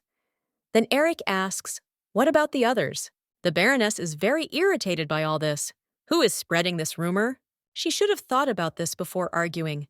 The maid brings lemonade to some unknown person. A secret conversation is taking place at the table, apparently between nobles. The first is Duchess Amelia Moore, asking her opponent why he came here, even knowing that the visit would bring problems to some people. Second, Prince Arun knows it's not safe here. Only the Empress can rule, not him. If she knew, she might think it was a conspiracy. Last night, His Majesty dreamed of Jared again. He was 5 years old.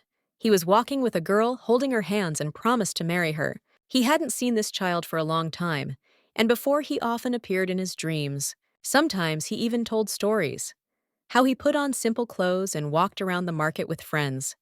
He drank soda, gave girls glass jewelry. It was supposed to be a secret, but he met his beloved in an ordinary shop.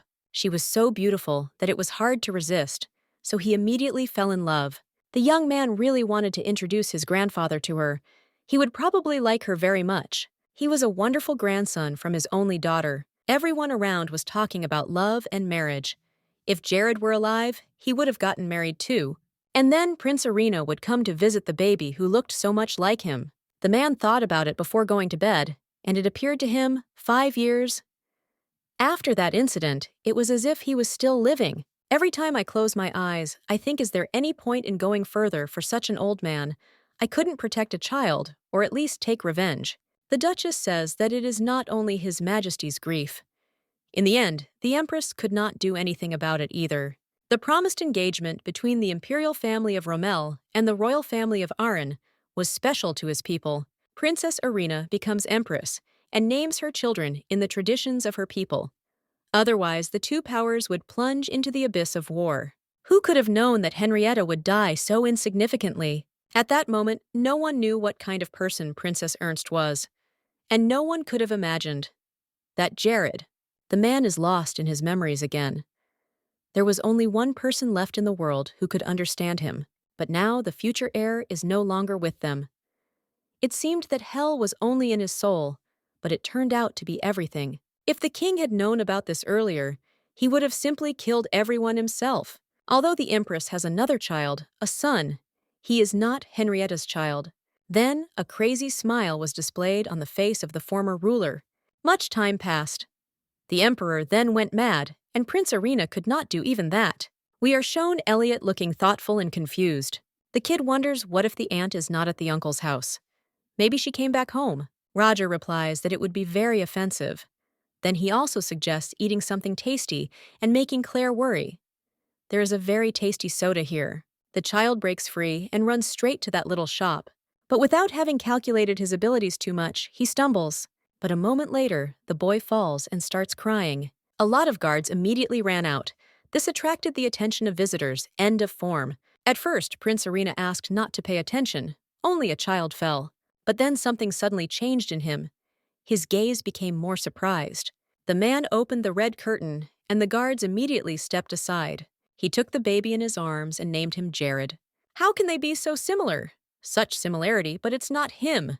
Elliot asks Grandpa, "Who is he?" These words make Aaron blush. They called him Grandpa. Here Roger butts in, asking not to consider His Majesty rude. But this child is Mr. Elliot of Delford, and soon he must enter the Duchy of Klausner. Jared and Eric had different personalities, but they were very similar in appearance. The prince had heard the news that the Duke had an illegitimate son. If it was indeed his child, it was no wonder that things had turned out this way. We see the main character. Now their goal is not the clothes, but the studio itself. The man asks, "What about delegating this task to others? She is not going to visit every studio in the capital, is she?" Claire was tired and lay down on the Duke's lap. She liked shopping, of course, but not to that extent. Eric smiles because he understands that the girl likes to spend money, but not to try it on. But he won't understand that, by the way, wearing a dress is 100 times more difficult than wearing a pantsuit. They need to stop at 2 more places to make sure the rumors have already spread. If they are going to brag, then they need to buy up the entire wardrobe. But the man replies that it won't bring her a good reputation. Is he already worried about that? Well, now they will rest a little, eat something, and go to the jewelry store. Eric thinks that this is some kind of nonsense, because he can call to his home, but he still agrees. The main character is very happy. She had never been to an expensive jewelry store before. Claire asks to drop her off near the market. It's very close to the academy. They sell very tasty pies here. The Duke asks if she's serious. He's asking her to eat while standing on the street. The girl doesn't understand what the problem is. Isn't that completely normal? Then the man remembers the old days. He was still very surprised then. And also, one of his brothers liked to go out for walks secretly. The main character pretends to be stupid, which means he knew where you can get a tasty meal here. The girl says that this is the only way he will be able to taste the life of an ordinary person. Eric stops Claire and doesn't let her go out leaning against her. What if he doesn't want to? The main character tries to brush him off. She feels awkward. She also thinks that he needs to be called something else, but the older one is no longer suitable. Eric, this should work, right? When the man heard these words, he pressed the girl against the door. But what did he do? It was just a harmless joke. The Duke gets out of the carriage, carrying his woman in his arms. She is angry because she was very scared. But that is what he wanted. The man looks at Claire very closely, smiling. She blushes even more. They're in a public place. But Eric replies that no one cares, others are just kissing. The Duke also wants to greet and say goodbye. The Baroness replies that only on the cheek. Well, they agreed, the girl promised. The main character takes the man by the hand. This is a market. It won't be too much to walk like that. Claire remembers that somewhere around here they serve the famous soda, so they go there. Some citizen comes up and asks, "Is she by any chance Baroness Delford?" She has a clothing store. Mr. Carson told her to contact her as soon as possible. The woman reports that the young gentleman is now in the soda house. The main character is terrified her child is there. She runs as fast as she can. The guards stop Duke Klausner. He must know something. His Majesty Prince Arena is now arriving here. Elliot notices his aunt. Finally, he is so happy to see her. The baby is very kind. He is so worried even about his unfamiliar grandfather. Looks like he lost someone. If Jared is lost, he needs to be found quickly. The boy promises to ask his aunt for help. She knows so many people. The man's eyes fill with tears, and he thanks him. The girl apologizes. She hopes that her nephew was not rude. The Duke comes forward. He is very happy to meet His Majesty. He also introduces his fiancée, Claire Delford, Baroness Delford of Arena, and the child standing next to her is Elliot, his son. Grandpa replies, yes, and his face seemed so familiar. But he was wrong. Old people are so sentimental. They were planning to come to the reception soon, but everything happened so suddenly. Prince Arena comes closer and says that there is nothing wrong with that. They will have to meet again in a quieter place. He lowers himself again, but this time he takes off his brooch. He hands it to Elliot. It shines so brightly in the light. The main character dissuades His Majesty. It is too valuable a thing to give to a baby. But he replies that thanks to this child, pleasant memories came flooding back to him.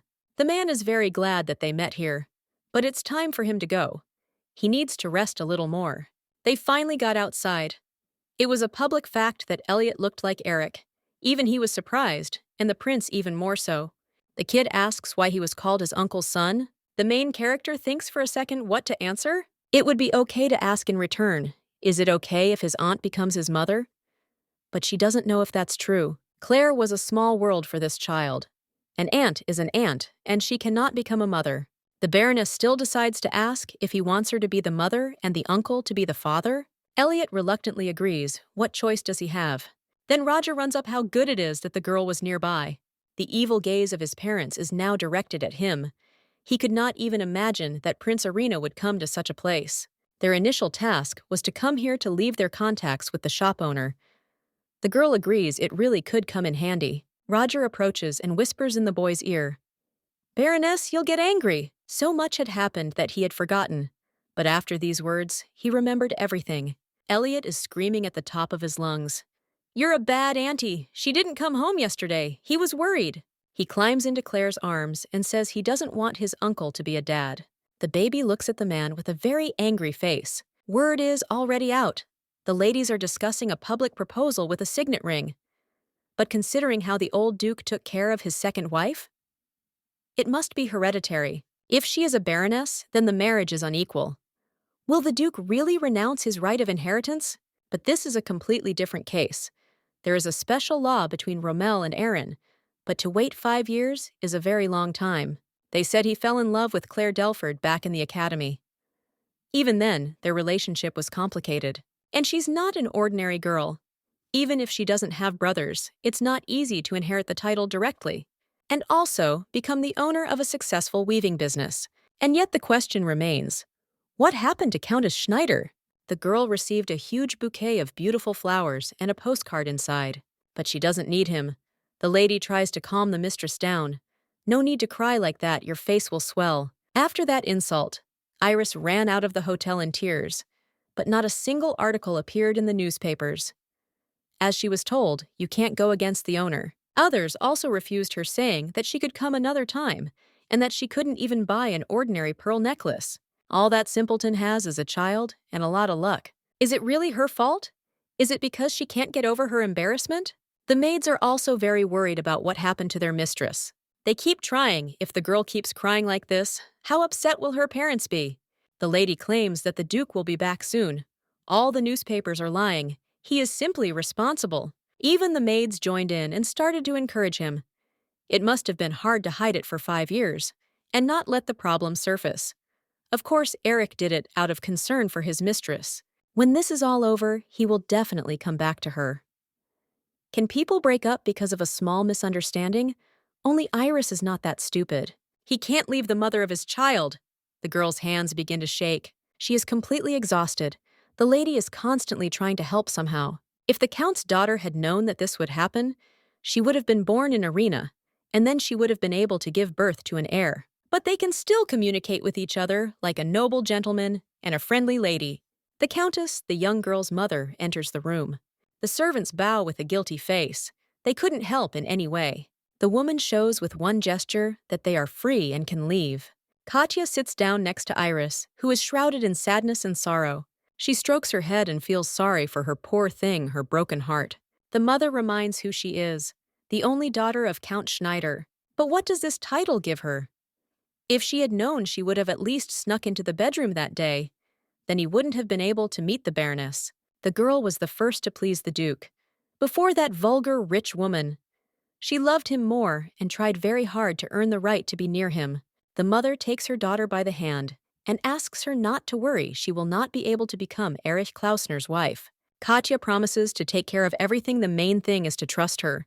You just need to remain the most charming girl in the world. We see a maid. She is very nervous and chewing her finger. This is Nora. She comes into the Countess's office and asks to give her something. Katya says that according to Vincent, she was unable to pay for her last medication. The maid promises to find money and do anything. She can't sleep without him. Nora Hoffman had worked for Louise as a maid for almost 10 years. It was a pity, of course, to send her to difficult work directly into the hands of the Klausners, but nothing could be done. The Countess takes out a bottle with some liquid inside. The maid, as if enraged, snatches it from her mistress's hands. Katya asks if she dares to open the lid right in front of her face. Tears have already appeared in Nora's eyes. She can barely contain herself. The woman sees that she has had a hard time lately, but she knows the medicine is very expensive. The maid understands everything, so she asks what she needs to do. The Countess replies that the girl has misunderstood something. She does not intend to harm anyone. There is only one way to get rid of that girl, who is like a thorn in the Duchess's side. Nora promises to convey everything, as well as the fact that the Countess takes great care of her mistress. But Katya stops her, not her, but the maid. It will be her idea. The maid is just worried. Besides, debts have accumulated and interest is accruing. Isn't the Duchess generous? If Nora can handle it, she will definitely reward her generously. The main thing is to convey these words from myself. The girl thinks for a little while longer, clutching the bottle in her hands, after which she agrees she will do everything for her mistress. List of articles before Iris Schneider. Her relationship with Duke Klausner. The truth about a bold proposal of marriage. The main character knew that they sent all this to provoke a reaction from her. Roger suggests that these articles are being spread by perverts who cannot live without gossip. Claire can't help but laugh. This is an overblown delusion. On the other hand, the more rumors and misunderstandings, the better. After all, it is easier to hide the truth. However, the content of some of them looks extremely funny. Of course, Sir Delford, but surely the Duke has no intention of taking any action against Miss Schneider? Eric is not the sort of man who would stoop to such lies. The girl doesn't know how reliable this information is, but even after receiving such a report, she still can't do anything. Although Claire's anger had her buy up all the dresses and jewelry, it would be a lie to say that she was not bothered by such gossip. The Baroness does not want to live a life where she has to work hard for a man. The maid comes into the room, apologizes, and says that a letter has arrived, which she must deliver immediately. Claire says it's okay and just takes the envelope. The main character carefully lifts the corner with scissors. It says, "The Duchess is acting suspiciously. You have to be careful what the Baroness drinks. Miss Schneider will be at the reception. Everything is, as always, the girl wants to live peacefully, but there is total chaos around. If their side is going to make a fuss, they can't just sit back and do nothing." The main character rips her own clothes. She orders that the remaining fabric be removed completely, so that the dress is completely in line with the original version. Before this, it was decided that it had to be made closed, but plans changed. The seamstress promises to do everything as quickly as possible. The girl also asks Marta to bring the box with the key and the necklace. As far as she remembers a few days ago, they brought her a pearl one. Cornflower key, Claire is going to take it with her to the reception. There's no telling what might happen, so it's best to be prepared for any eventuality. Although, of course, it's better if she doesn't have to use it. Here comes Eric. Is she really not ready yet? He didn't know that she paid so much attention to her appearance. It is simply impossible to take your eyes off such a beautiful girl.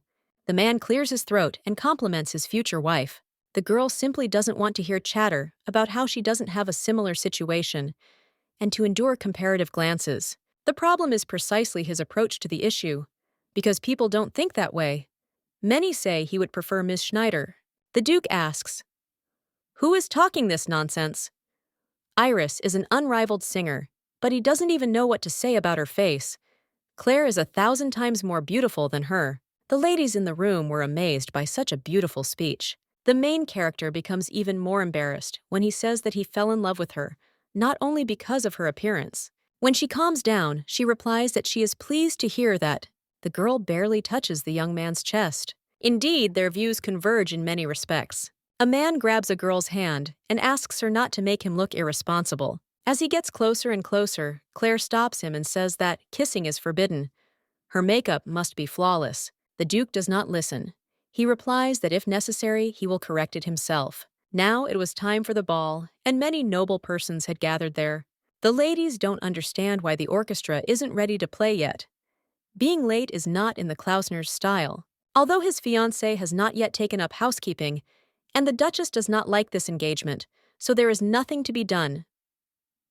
We are talking about a baroness, and also from Aran. But this is the Duke's decision, so don't blab whatever you want. Maybe he chose a beautiful lady in every sense? Uncle looks very angry again. They are talking about this village girl who only knows how to count money, but soon it will be over. After all, they had planned a truly scandalous performance. Not the slightest mistake can be allowed. Otherwise, they will have big problems. At such a grand official reception, she will not be able to refuse a drink presented by the Duchess. A sedative will be added to the sparkling wine.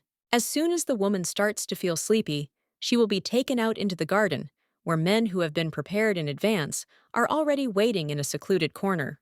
After this story, she can never even go out into society again, let alone become a duchess. However, they have such an important matter to carry out, and the one who is called his eldest son does nothing but drain glass after glass. Charles asks if his father really thinks he can't get one drunk bitch out of the room. Glass is flying everywhere. James orders them to stop talking crazy nonsense. What will he do if someone hears him? Cousin Claire asks not to overdo it. The fact that the bride will be written off does not mean that his son will become part of the Klausners. He knows everything perfectly well. Their original goal is the weaving house. For a moment, the entire hall froze in anticipation of the most talked-about guests. And here they are, Baroness Delford and Duke Klausner in all their glory. Many people think that they look great together. It is rare to see a person who is not inferior in any way next to the Duke. The ladies first noticed the jewelry. It's so elegant. At first, everyone was skeptical because the base was made of small diamonds. But it's incredibly beautiful. The first to greet the couple is the chairman of the House of Representatives, Neumann. It is a great honor for him to meet Baroness Delford. He has finally met the one about whom so many rumors are circulating. Count Hugenberg came next. He wanted to greet them, but he couldn't just go up to them and interrupt someone else's conversation in an uncultured way. Claire explains that he is an important investor of hers. It has been 2 years since their last meeting. After becoming the head of the family, this is his best choice. The Count wanted to meet earlier, but the Baroness made it clear that she had no questions. We see a girl, it's Lady Bettina. It seems Eric is not happy that his bride is so competent. And besides him, there is another suitor here. Isn't he jealous? The Duke asks not to talk nonsense.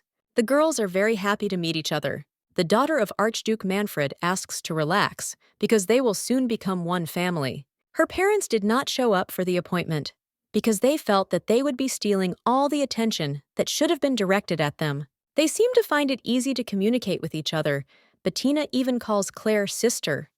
She doesn't mind at all. The girl has recently been tormented by one question about her outfit today. This fabric has never been seen before. It is completely new and will soon be produced in the weaving house.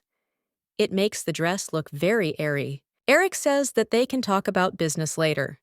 Claire replies that friendship is usually born through conversations about common interests. At this point, the butler approaches Miss Schneider, but she stops him. Now all attention is on her. Everyone is very surprised. It is clear from the main character's face that she too did not expect such absurdities. Iris comes out into the hall with a very sad face. She has no jewelry at all, and she is dressed in the most ordinary clothes. Many people come up to her and ask her what happened to her. Why did she choose such an outfit? Is she unwell? The Count's daughter replies that no, nothing special. She just very concerned about Baroness Delford. The girl thought that she would not like it if she came in a luxurious outfit. She knows that it would have been better not to come at all. However, Iris feels that she should congratulate the two of them on their engagement. Claire is very annoyed. Is this bitch acting like this because she bought all the luxury dresses? Good acting. Whether it was a play or an opera, it would definitely get a storm of applause. Everyone lives as best they can, but you shouldn't forget about precautions, even if you understand the actions of another person. The girl doesn't want to admit it, but frankly speaking, she can't help but pay attention to this situation, especially after hearing the words. The main character comes closer and takes Lady Schneider's hands. Claire, with a fake smile, says that she is grateful for her presence. She was extremely upset when she heard that the Earl's family would not be attending the reception. Iris can't even imagine how much lighter it must have been for the Baroness to have honored them with her visit. The Duke only sighs.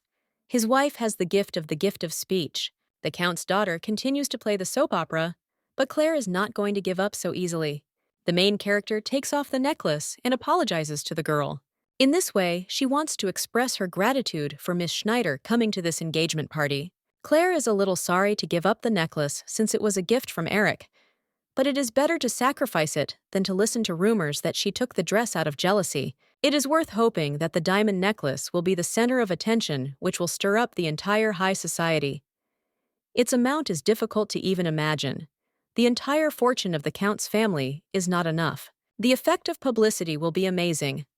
Although the Baroness dislikes Miss Schneider, one cannot help but agree that she is a wonderful model for advertising. Moreover, she further heats up the public interest thanks to the scandal. Eric's future wife asks if he is against such a gift, but he doesn't care, it's not a dowry. What's more important now is that she doesn't have a piece of jewelry on her neck. Although that's not a problem either. You can just buy a new one. The Duke has already ordered a replacement. Marta is already here. And here's the cornflower key, which will conquer everyone present. The main character's eyes lit up, and she asked how he found out. Did the girl really think he couldn't tell what was on her mind? That's why she tore the fabric off, revealing her neck, so that the pendant would immediately catch the eye. The man is about to fasten the pendant around her neck, but how can he do something so intimate in front of everyone? You can see how Iris's face darkened. She was the most shocked. The main character got the reaction she wanted. Great. Well, yes, they're going for broke. Now she owns one of the symbols of the Klausner family. Vasilkovi Kliuk, so it's beyond imagination. All the ladies are jealous, it's so beautiful. The newlyweds' gazes are directed at each other.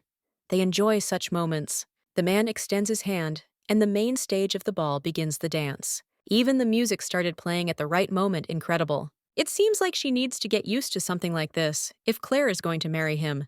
The man's smile is so genuine, he has never felt so good. They create the world around themselves, and there is no one left who can stop them. The girl's gaze reflects gradually increasing love and pleasure. The Countess was right. Madame trusts Nora completely. That's why she gave her a bunch of gold coins as a reward. Once she finishes this business, she will get even more money and will be able to say goodbye to her job as a maid once and for all. Perhaps for starters, it is worth opening a sewing house for clothing repair. The butler notices the girl and asks what happened.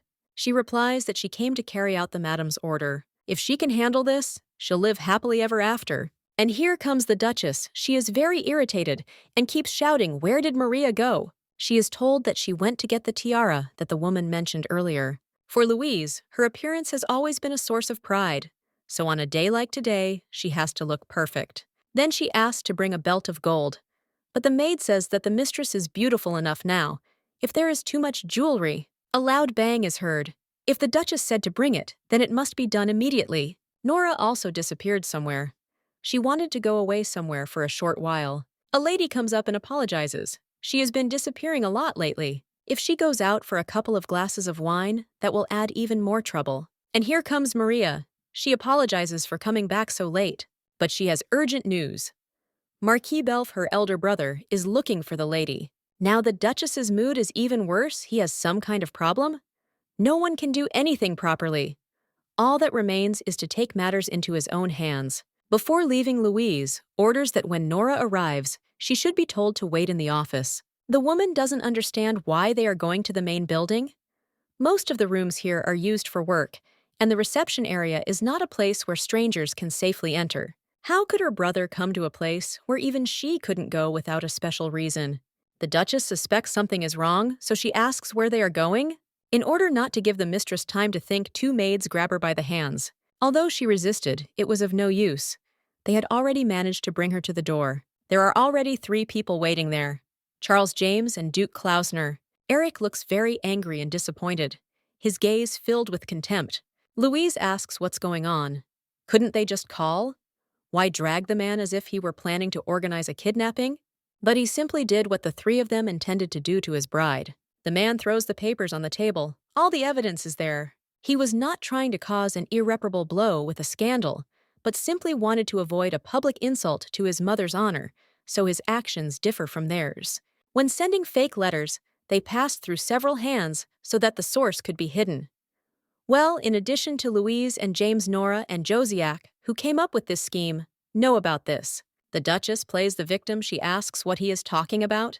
But wasn't it she who was going to give his bride a strong drink, add a sedative, and then drag her into the garden to play out the scene of a secret meeting in front of all the guests?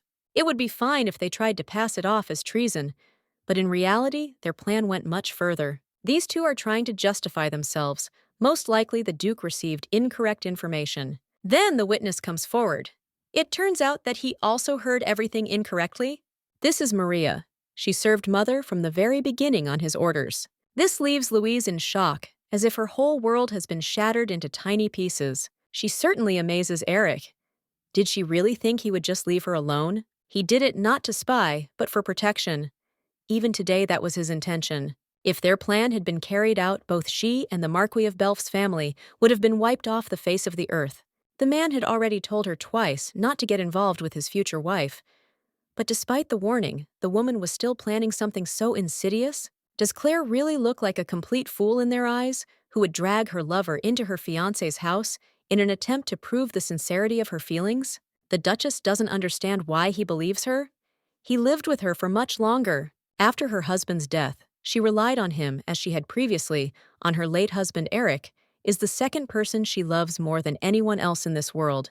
He should treat his mother in exactly the same way. How can the Duke even trust a woman who gave herself to a man and gave birth to a child before marriage?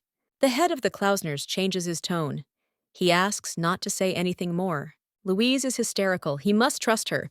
Only her, not that bitch. This was the last straw. The Duke was truly disappointed. Although she often went too far, he did not limit her in any way in her actions, because deep down, he knew that his mother was proud of the Klausner line.